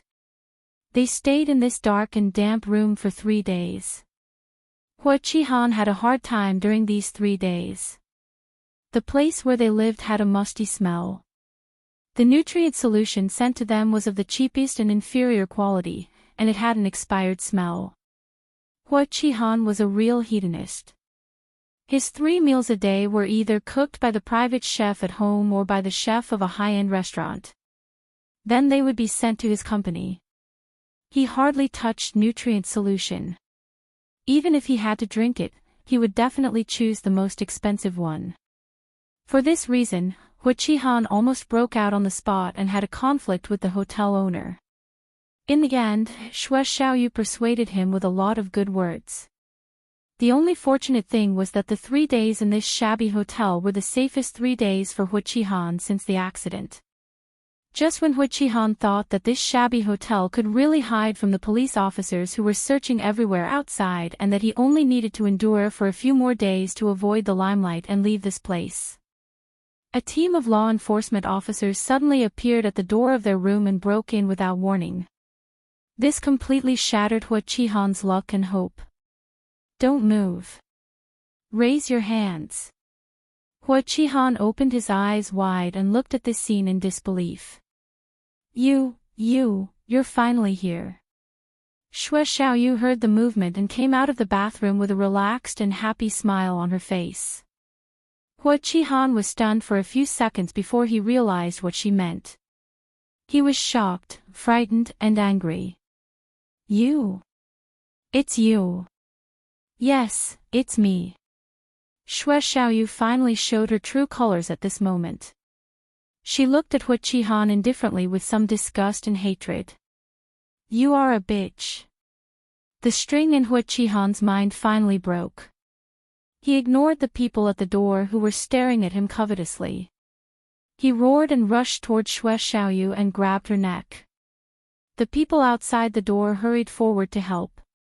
A group of people dragged Hua Qihan and even punched him several times before they could separate him from Xue Xiaoyu. Cough cough, cough cough cough. Xue Xiao held the yellowed wall with one hand and coughed so hard that his eyes turned red. There was a large red handprint on her fair neck. It was obvious that Hu Qihan had used all his strength just now and really wanted to strangle her to death. You bitch. Even you betrayed me. You liar, slut, whore. Hu Qihan cursed and spat out all kinds of vulgar words, but Xue Xiao's face was cold from beginning to end. She was abnormally calm. When he was tired of scolding, he faintly spat out a sentence. I was never one of your people, how can I betray you? What? Hu Qihan suddenly stopped struggling. Just as he was about to ask Xue Xiao who was her subordinate, she asked coldly, do you still remember the piece of land in Yuban Square 10 years ago? 10 years ago. Hu Qihan looked confused, as if he couldn't remember what Xue Xiao was talking about. Xue Xiao looked at Hu Qihan's blank face, which didn't seem to be fake. The pretended indifference and coldness on her face completely cracked because of Hu Qihan's reaction. Ha ha ha ha. Ha ha ha ha.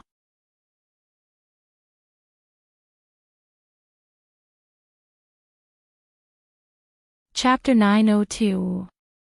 Her arrogant and sharp laughter reverberated in the empty room. As she laughed, tears fell from her eyes. You don't remember. You don't remember. With tears on her face, Xue Xiaoyu stared at Hu Qihan with red eyes, like a devil who had crawled back from hell. It doesn't matter, as long as I remember.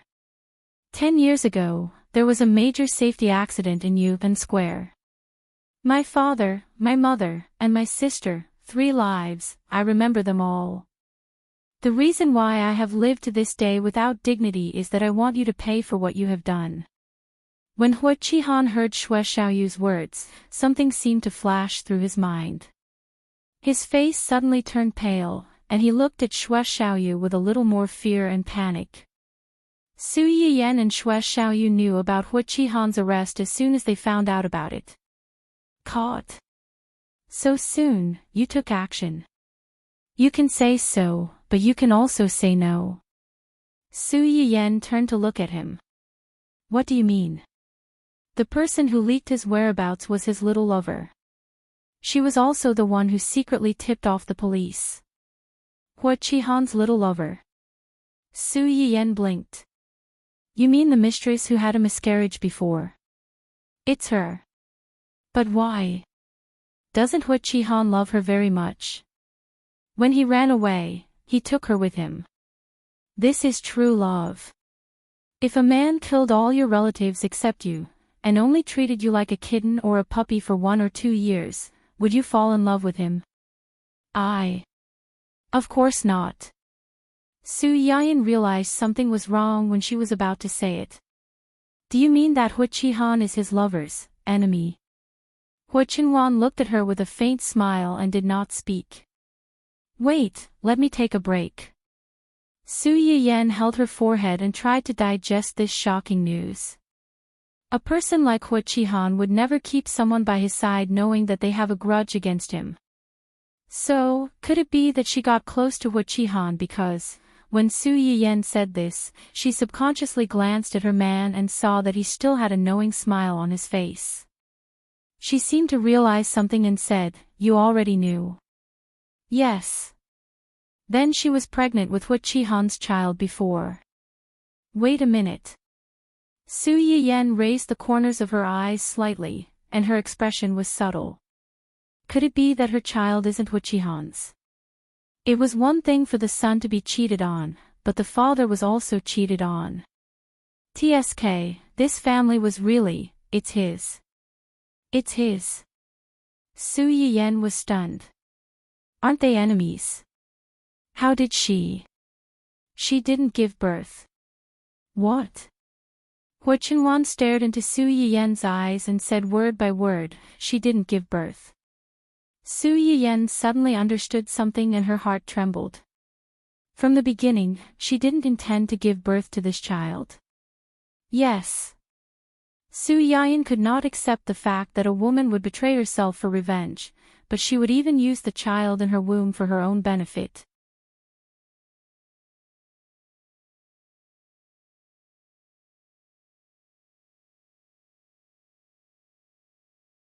Chapter 903.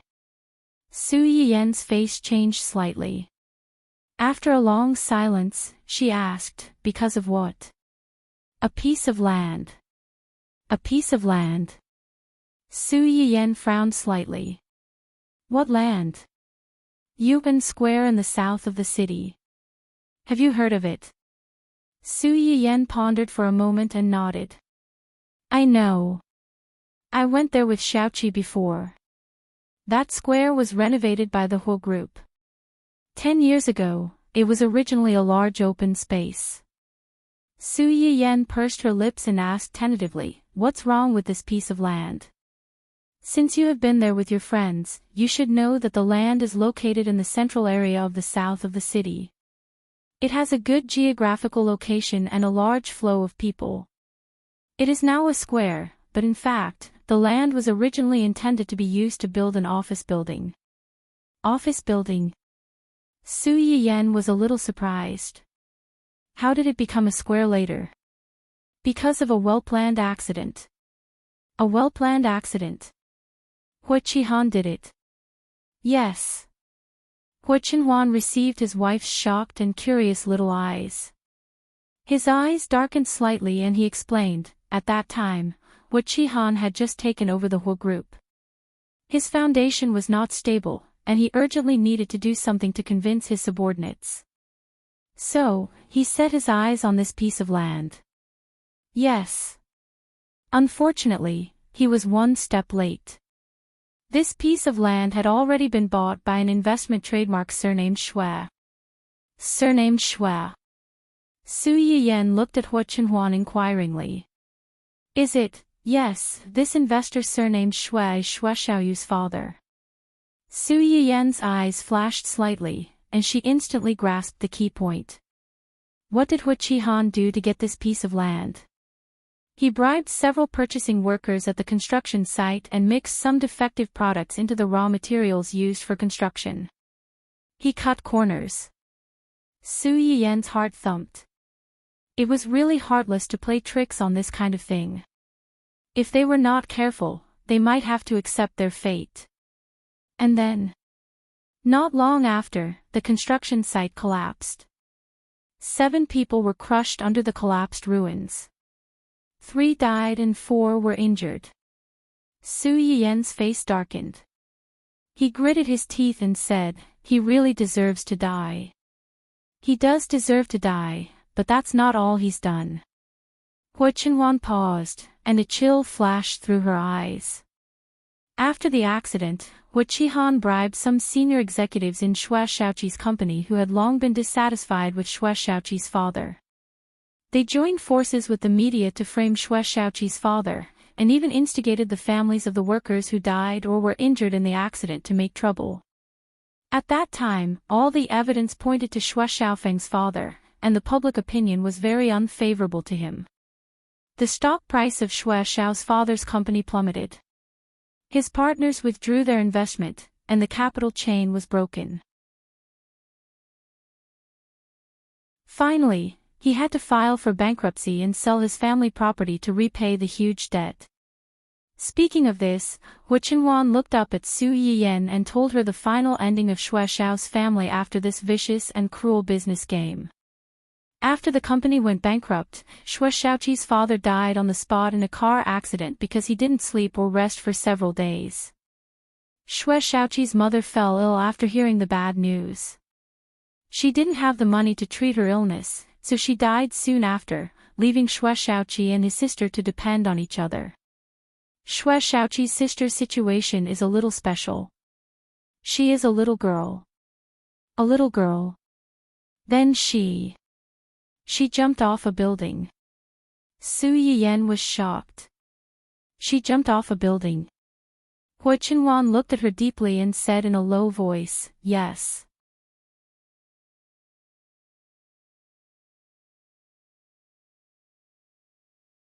Chapter 904. Most of the children were unsociable, and afraid of people. They needed more companionship and care from their family. Shui Xiao's parents were very loving.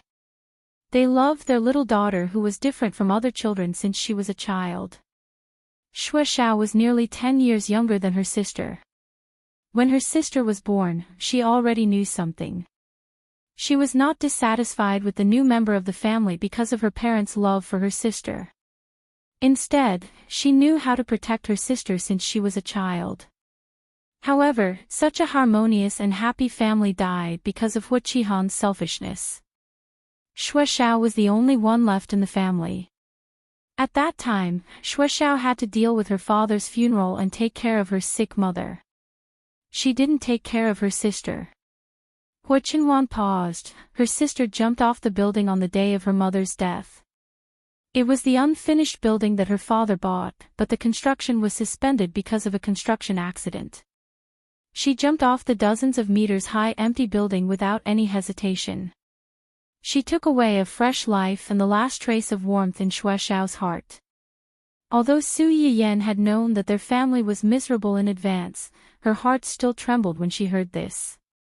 The head of the family died suddenly. Her mother died of illness because she had no money to treat her illness. Even the only remaining family member, she must hate him very much. How could she not hate him? Yes, how could she not hate him? To fall apart just like that, with their family broken up and their people dead, who could bear it? She hated him so much, but she became his lover. Maybe it's because she didn't care about it anymore. Su Yiyan felt bad when she heard this. That was why people said that the barefoot were not afraid of the shoes.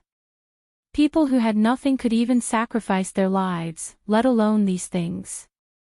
In their eyes, they were just walking corpses. They had nothing to lose. They persisted until now because they were not willing to die like this. The person who caused their tragedy was living a better life than anyone else. I hope that after this, she can find a place where no one knows her and start over again. If her parents were still alive, they wouldn't want her to ruin her life because of hatred. Hearing her words, Hu Qinhuan knew that she had compassion for Shui Xiao. After a moment of silence, she asked in a low voice, "Do you want to see her?" "Why would I want to see him?" Su Yiyan couldn't help but laugh. Originally, he was just a person who lived in the news. It was strange for him to suddenly run over to meet him at this time. She is indeed pitiful, but since she can make such a decision and risk herself, I think she doesn't need other people's sympathy. Speaking of this, Su Yiyan turned to look at Hu Qinhuan and chuckled. What we can do for him is to make Hu Qihan's crime more serious. It's best if he can get the retribution he deserves. It can also be considered as a way to comfort those who have been hurt by him. Hu Qinhuan hugged Su Yiyan's waist from behind and buried his head in her neck. At that time, the reason why he had a little bit of compassion for Shui Xiao was that she was a little similar to him at that time. Once upon a time, he also felt that he had lost everything. His loving parents and complete family were all broken up overnight. At that time, he also had an extreme idea. He wanted to destroy the world and drag everyone down with him. Fortunately, he still wanted her. Fortunately, they were all right now.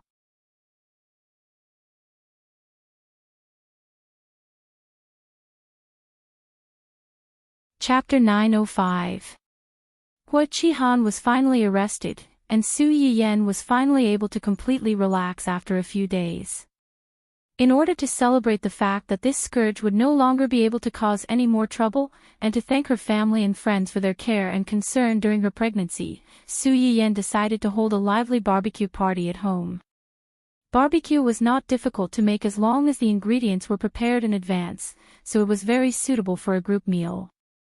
Today, in addition to Gu Xiaoyang and the others, Su Yiyan also invited Ling Xiaoqi and the Lan family. Naturally, the Su family was not left out. When Qing Shuqin heard that his little grandson had almost been stolen, he wanted to come over in a hurry. Later, when he heard that the child had been taken to the company by Hu Qinhuan, his eldest son personally went to Hu Qinhuan's company to take a few videos of his little grandson sleeping. He finally settled down. When they heard that Su Yiyan was going to hold a barbecue party at home, the family of 3 ran over before dawn. They held the little boy and refused to let go of him. Su Yiyan knew that she was in the wrong for not telling them about this before. She touched her nose guiltily and did not want to fight with them. Fortunately, not long after, the others rushed over one after another.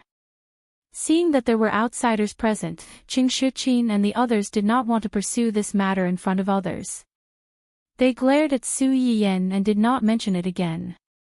Su Yiyan breathed a sigh of relief and secretly gave a thumbs up to these saviors in her heart.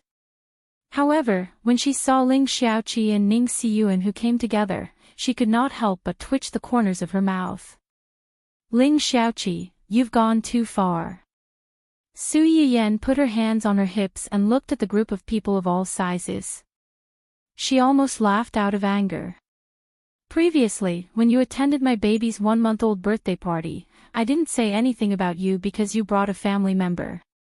Today, he even brought the dogs with him, and a bunch of them. That's right, Ling Xiaoqi had also brought along Hua Hua. Besides Hua Hua, there were also the 2 puppies that Hua Hua had given birth to. The puppy that Su Yiyan had been very fond of, Little Curly Hair, who had been snatched away halfway. When Su Yiyan saw Little Curly Hair, he thought, look at how much this curly hair resembles his Dun-Dun. Back then, she liked this one the most. In the end, it was given away by Ling Xiaoqi as a token of love. In the end, her dog was gone, and so was her sister-in-law. Now, looking at the 2 of them walking over side by side with the 3 dogs, they looked like a family of 5. Su Yiyan felt that his mentality had collapsed. What happened to the dog? Ling Xiaoqi wasn't happy to hear her say that.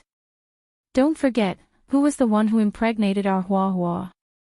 Our poor Hua Hua is only a 1-year-old puppy. Not only did she get pregnant at such a young age, but now even the puppies she gave birth to are despised. Public morals are really degenerating day by day. People's hearts are not what they used to be. Do you even have a heart? Su Yiyan listened to Ling Xiaoqi's righteous criticism, and the corners of her mouth twitched even more. She had only said a few words, and she was already defending her. In the past, she only knew that this little girl was a drama queen, but she hadn't expected her to be such a drama queen.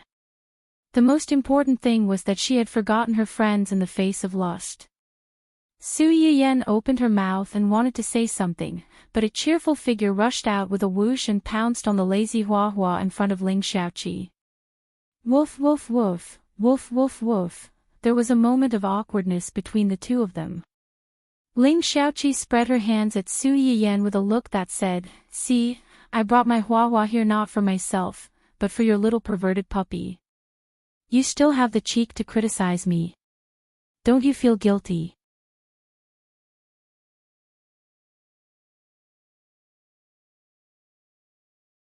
Chapter 906. Su Yiyan stared at his dog, who kept rubbing against Hua Hua like a small rice cake. Even after being suppressed by force several times, it still didn't change its nature of being a bootlicker. It shamelessly went over to lick Hua Hua's fur. He felt that his face had been thrown into outer space.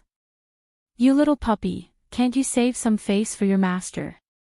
Su Yiyan was so angry that he wanted to beat the dog. Just then, the Lan family arrived. Only Yan Xiaoran, Lan Jia, and the Lan family's baby came. The baby was a few months older than little Xingxing. He was soft and white like a glutinous rice ball, and was very likable. You're here. Just the 2 of you. Yan Xiaoran carried the baby and explained with a faint smile, Grandpa and the rest are old and don't like to move much, so they didn't come. As for Mom and Dad, they said that since it's a gathering organized by youngsters, it's mostly youngsters. Since they're here, everyone won't be able to relax, so they won't join in. Although Father Lan and Mother Lan were of the same generation as Hu Chenhuan, they were almost 2 generations older than them. Just as Yan Xiaoran said, the people who came were all youngsters. There was a generation gap between them and middle-aged people like them. They couldn't chat or play together. If they came, everyone might be more restrained in the presence of the elders, and it would be a waste of everyone's mood. As for Minghan, something came up at the company, so he went to deal with it. He might be a little late. It's fine, it's fine. It's still early. When he comes, I'll probably just finish packing. Let's go in and sit for a while. I'll go make some soup first. You can drink it when you're tired of the barbecue. Okay. Yan Xiaoran nodded and walked in with the baby. Lan Jiaye followed behind her, looking at her with a complicated gaze. There was even a hint of sadness in his hesitation. Su Yiyan felt goosebumps all over his body. He asked, Are you okay? Before he could finish his sentence, Lan Jiaye's face turned pale. He turned around and ran away. Su Yiyan. No, what was going on? Was she some kind of scourge? Why did she run away without saying anything? Was she that scary? This interlude did not last long. After all, Su Yiyan still had to prepare a few Chinese medicinal herbs and ingredients for the live stream later. For the time being, she did not have the mood to explore the twists and turns in someone's heart. She thought that after Lan Jiaye left, she would have to at least wait until she was done with her work for the day before she could talk to him again.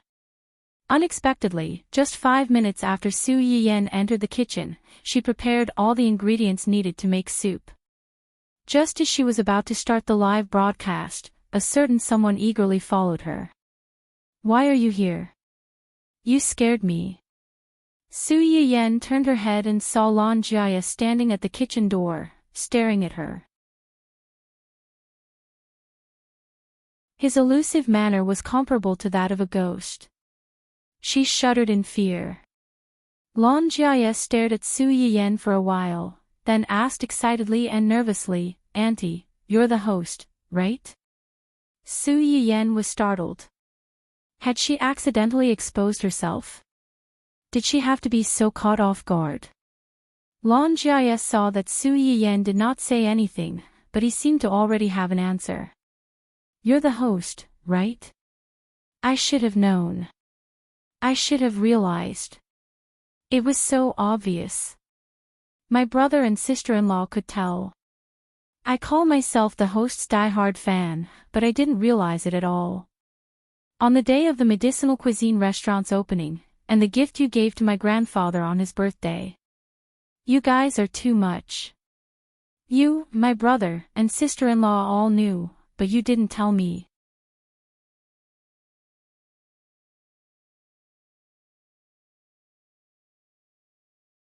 Chapter 907.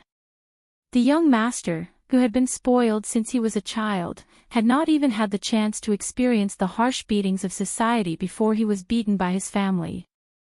That was when he learned how evil people could be. Everyone knew Su Yiyan's identity. They knew that he was a loyal fan of the streamer and had been looking forward to meeting her in person one day. Yet, no one was willing to remind him or tell him anything. They just watched as he was played in circles. Lan Jiaye felt as if he had been wronged like a dog that weighed a few 100 pounds. His gaze toward Su Yiyan was filled with uncontrollable grief and sadness. Su Yiyan felt like a heartless man who had abandoned her after having sex with her. The corner of her mouth could not help but twitch. This development wasn't right. Under normal circumstances, shouldn't one be especially excited when they suddenly found out that the person they had always wanted to meet was right next to them? Why did the one in front of her look so angry instead? Cough, cough. Calm down first. Before Su Yiyan could finish, Lan Jiaye had already cut her off. So, are you the streamer? I am. Ow wow. The tears that Lan Jiaye had been holding back for a long time flowed down like a broken faucet. His howls were earth-shattering and earth-shattering. Even Dun Dun, who had been circling around Hua Hua, ran over when it heard his cries. It circled Lan Jiaya in circles as if it was wondering what was going on with this two-legged beast that could make the same sounds as them. Could it be that they were of the same kind? Hua Hua saw Dundan's silly look from afar and almost wrote the word idiot on its cat face. Lan Jiaya was also a little confused by this fat dog that had appeared out of nowhere. His cries had finally stopped. Su Yiyen saw this and coughed lightly. She took the initiative to ask, "How did you find out? Did your brother and sister-in-law tell you?"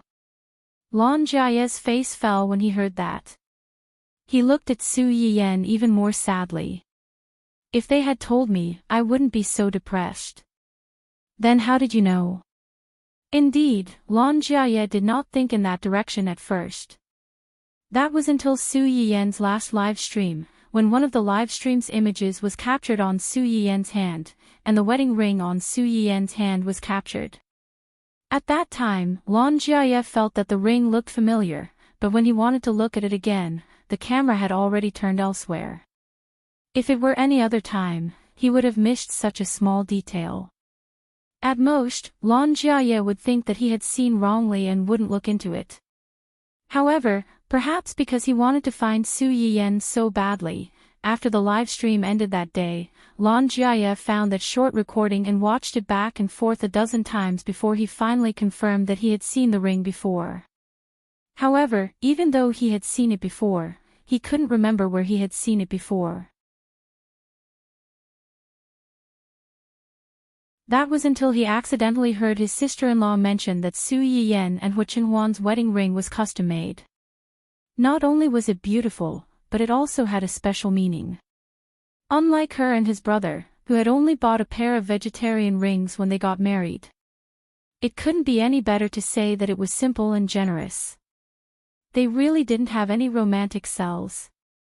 It was this unintentional remark that made Lan Jiaye's mind flash. He finally remembered who he had seen the ring on. Many things were originally blinded by a single leaf. If you didn't think in that direction, you would turn a blind eye to it. However, once you found the key to Pandora's box, you would find the things that you had overlooked in the past one by one. At first, I was just guessing. I ran to ask my sister-in-law and brother, but they only smiled at me slyly. They didn't say yes or no.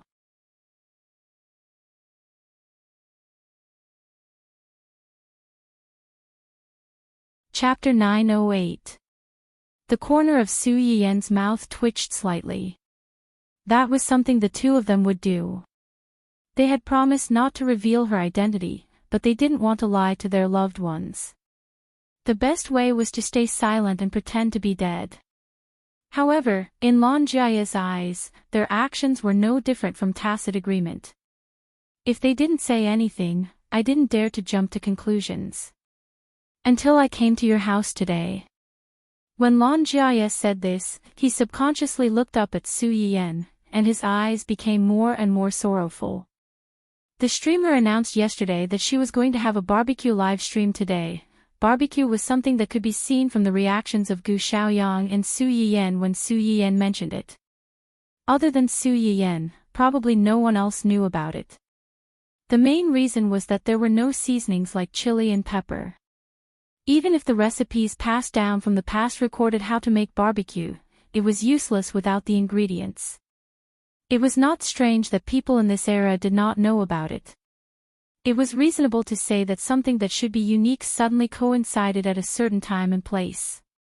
Not to mention that Lan Jiaye originally had doubts about Su Yiyen. Even if he didn't before, he should have guessed it by now. Not to mention, Su Yiyen and the streamer he had been thinking about had another overlap, and that was the timing of her pregnancy. Lan Jiaye felt that he was really stupid when he thought about it. When the little guy was 1 month old, he came with the elders to give gifts. The streamer had never concealed her pregnancy and had even stopped live streaming for several months because of it. Obviously, the two of them had similar schedules in all aspects, but he was blind to it. Just thinking about it made him depressed. Ahem. Su Yiyen looked at Lan Jiaye's pitiful appearance and couldn't help but feel a little apologetic. She touched her nose and explained, "Actually, I didn't mean to hide it. I never said that I wasn't a streamer, and I never said that I was a fan of the streamer." Lon Jia shuddered. Thinking back carefully, he realized that Su Yiyan had indeed never said that she was a fan of the streamer. It was he who saw her sitting alone in the corner of the medicinal cuisine house and subconsciously thought that she was a viewer of the streamer's live stream room like him. She had deliberately come to support the streamer's opening. Now that he thought about it, the restaurant was very lively at that time. Almost all the other tables were full of people, and only Su Yiyan's table was empty. That wasn't an empty seat. It was clearly a special seat that the employees had reserved for their boss. He even ran over excitedly to share a table with him. He didn't even recognize that he was the boss behind the scenes and foolishly praised him a lot. Now that he recalled the scene back then, Lon Jiaye wanted to dig a hole for himself and hide in it. He was ashamed and angry, but he was even more disappointed. All right, I admit that I was wrong. I apologize to you. You're a magnanimous person, so please don't lower yourself to my level, okay? You're not wrong. I was stupid. Lon Jiaye cried again after he finished speaking. Without waiting for Su Yiyan to say anything, he turned around and ran away. He looked very much like the tragic female lead in a melodramatic romance drama who was betrayed by a scumbag. Su Yiyan. He left just like that. Why didn't she realize that her nephew was a crybaby before? Lon Jiaye left, but Su Yiyan's live stream was still on. Because of this small episode, Su Yiyan started her live stream later than the original announcement. At this time, there was already a large group of viewers squatting in the live stream room, discussing why she hadn't arrived yet.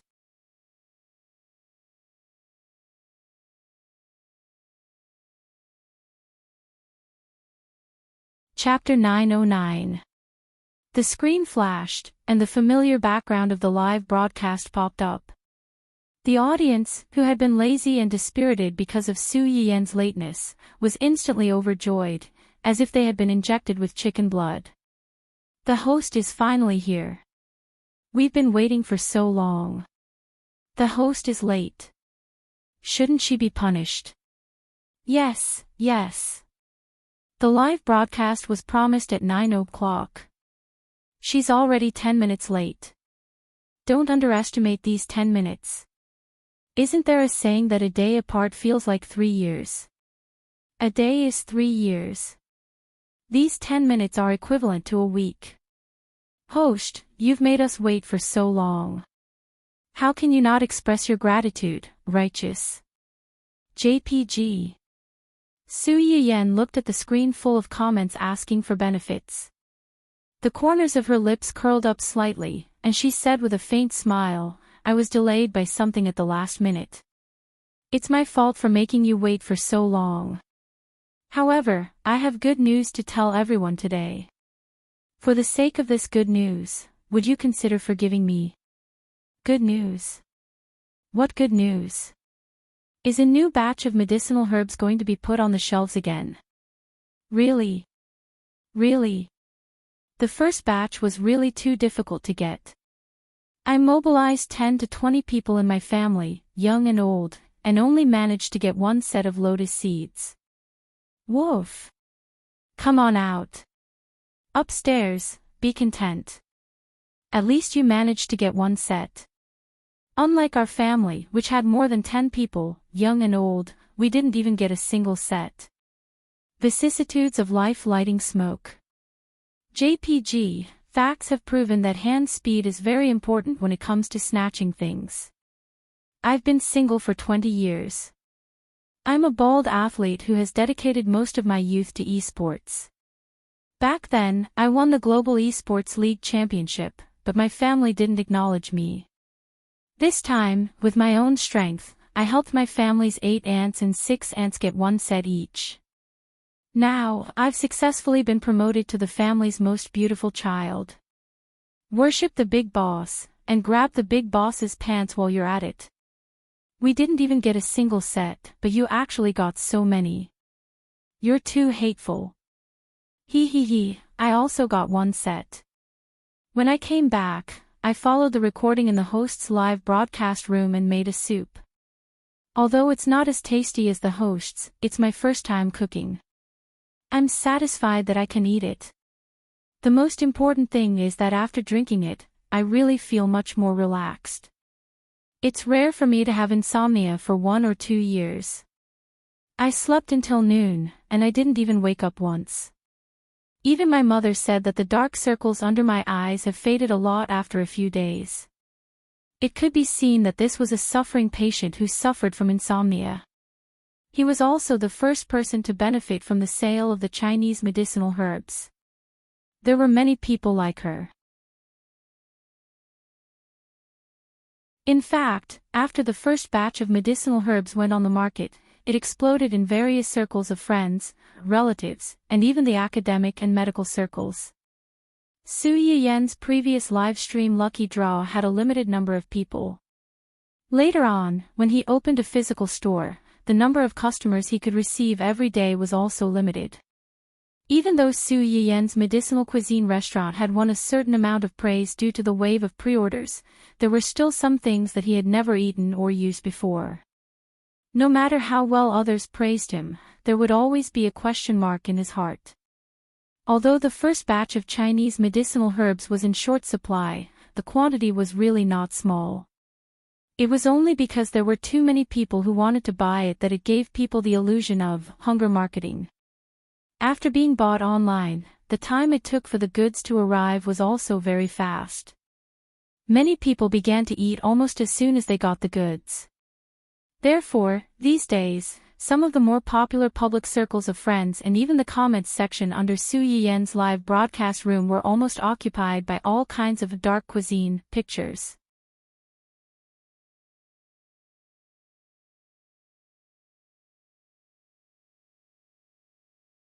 Chapter 9-10. Firstly, they wanted to let Su Yiyan, the original host, see it and comment on it. Secondly, they wanted to show off that they had defeated nearly 8 figures of competitors and won first place. Su Yiyan saw that many people were discussing the effects of the first batch of herbs. He patiently watched for a while. After making sure that most of the comments were positive, he was slightly relieved and continued with the previous topic. It will take some time for the new herbs to be delivered. For those who haven't bought them, don't worry. The Research Institute will deliver them regularly. The good news I'm going to tell you today is not this, but this. Su Yiyan took out a small medicine bag as he spoke. I already previewed today's live broadcast yesterday. It's barbecue. Eating too much barbecue will make it easy to get heaty, and some people with poor stomachs will have diarrhea if they eat too much.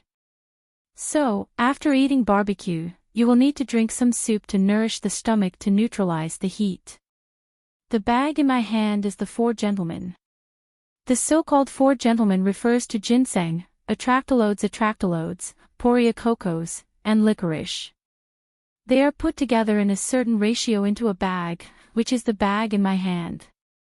As Su Yiyan spoke, she handed the medicine bag in her hand to the camera so that everyone could see what was inside.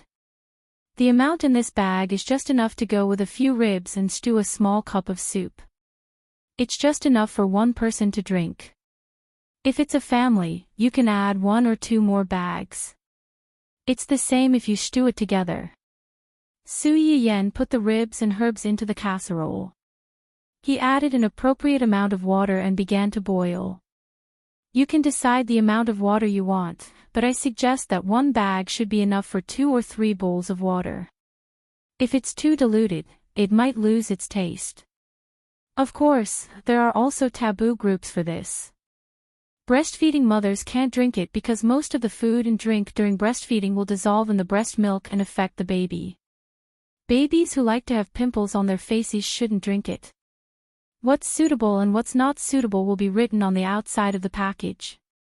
If you're not sure about your body's condition, you can do a small checkup before choosing the medicine that's beneficial to your body. Next, let's give a wave of benefits to the babies who are suffering from menstrual pain. As soon as Su Yiyen said this, the female viewers who were waiting in the live broadcast room were instantly excited. I've been waiting for you. Luckily, I didn't give up. It's coming, is the host going to make soup again? I'm on my period today, and it hurts so much that I want to cry. Everyone, please take pity on a bedridden wretch like me. Let me win the lottery later. Please, sob sob sob. The screen of the live stream was flooded with messages asking for the lucky draw. Su Yiyen glanced at them with regret. The next medicine packet is also a mixture of 4 types of herbs. It's called the 4 things. There's Angelica sinensis, Ligusticum chuanqiong, white peony, and Rhizoma chinensis. I've used Angelica sinensis and Rhizoma chinensis in my previous live stream. These 2 things have the effect of regulating menstruation and nourishing blood. White peony and Ligusticum chuanqiong also have the effect of promoting blood circulation, relieving pain, and regulating menstruation. But it's worth noting that the Siwu decoction promotes blood circulation. You can't drink it during your menstrual period. It's best to drink it before or after. It depends on one's habits. I usually drink it after it's finished. I can boil it in soup or stew it in chicken soup. If you like sweet things, you can add some red dates and rock sugar. The effect is good and the taste is good. Oh right, breastfeeding mothers can't drink it either. The reason is the same as before.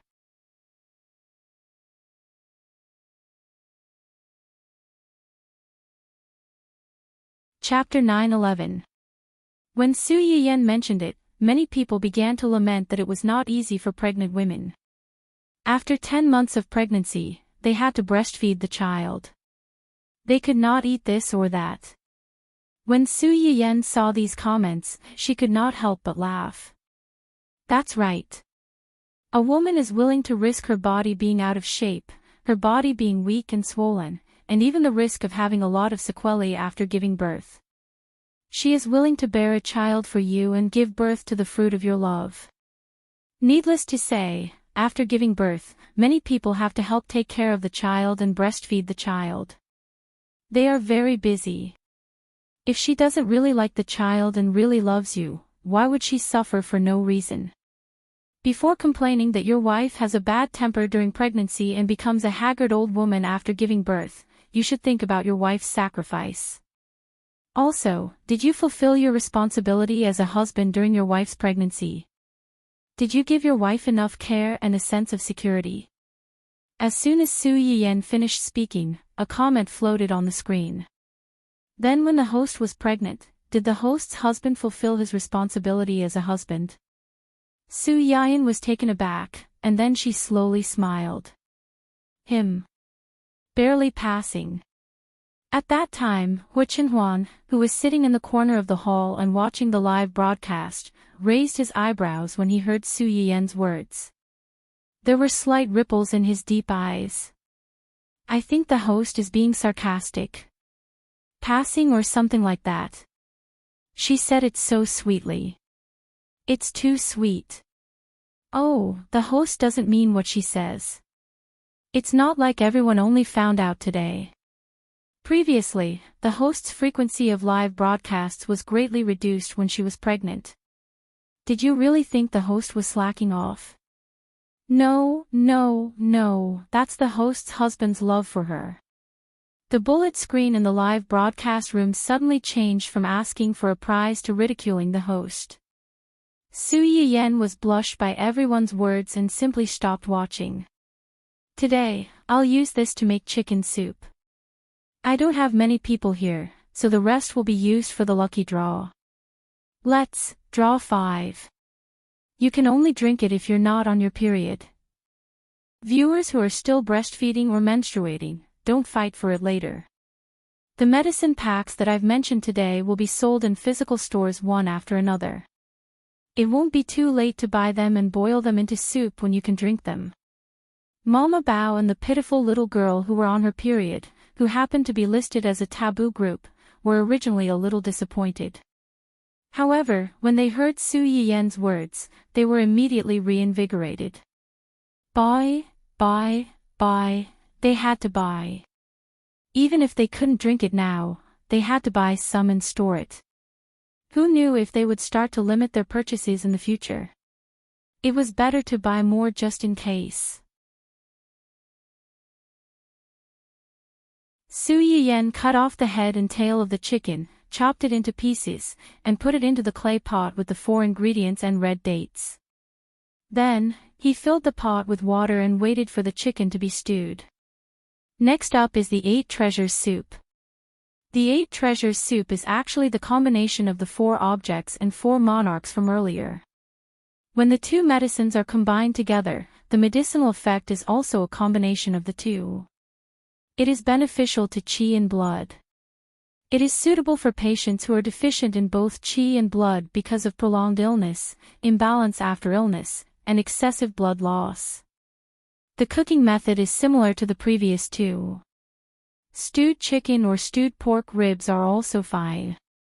When some viewers heard that this thing was a combination of the 2 ingredients, they subconsciously felt that this thing was better than the previous 2. My father's spleen and stomach are not very good. My mother is always sick and uncomfortable during her period. Do I only need to buy 1 set of this and it will be solved in one go? This message asked the thoughts of many people present. Su Yiyen was not surprised by this. You're tuning into the LoveLore Library YouTube channel. We're so grateful for your support, and don't forget to subscribe to join us on this incredible journey through captivating stories. Your generosity through donations truly makes a world of difference, as it's the primary source of revenue that allows me to expand and enhance this channel for you. Thank you from the bottom of my heart for being a part of this adventure.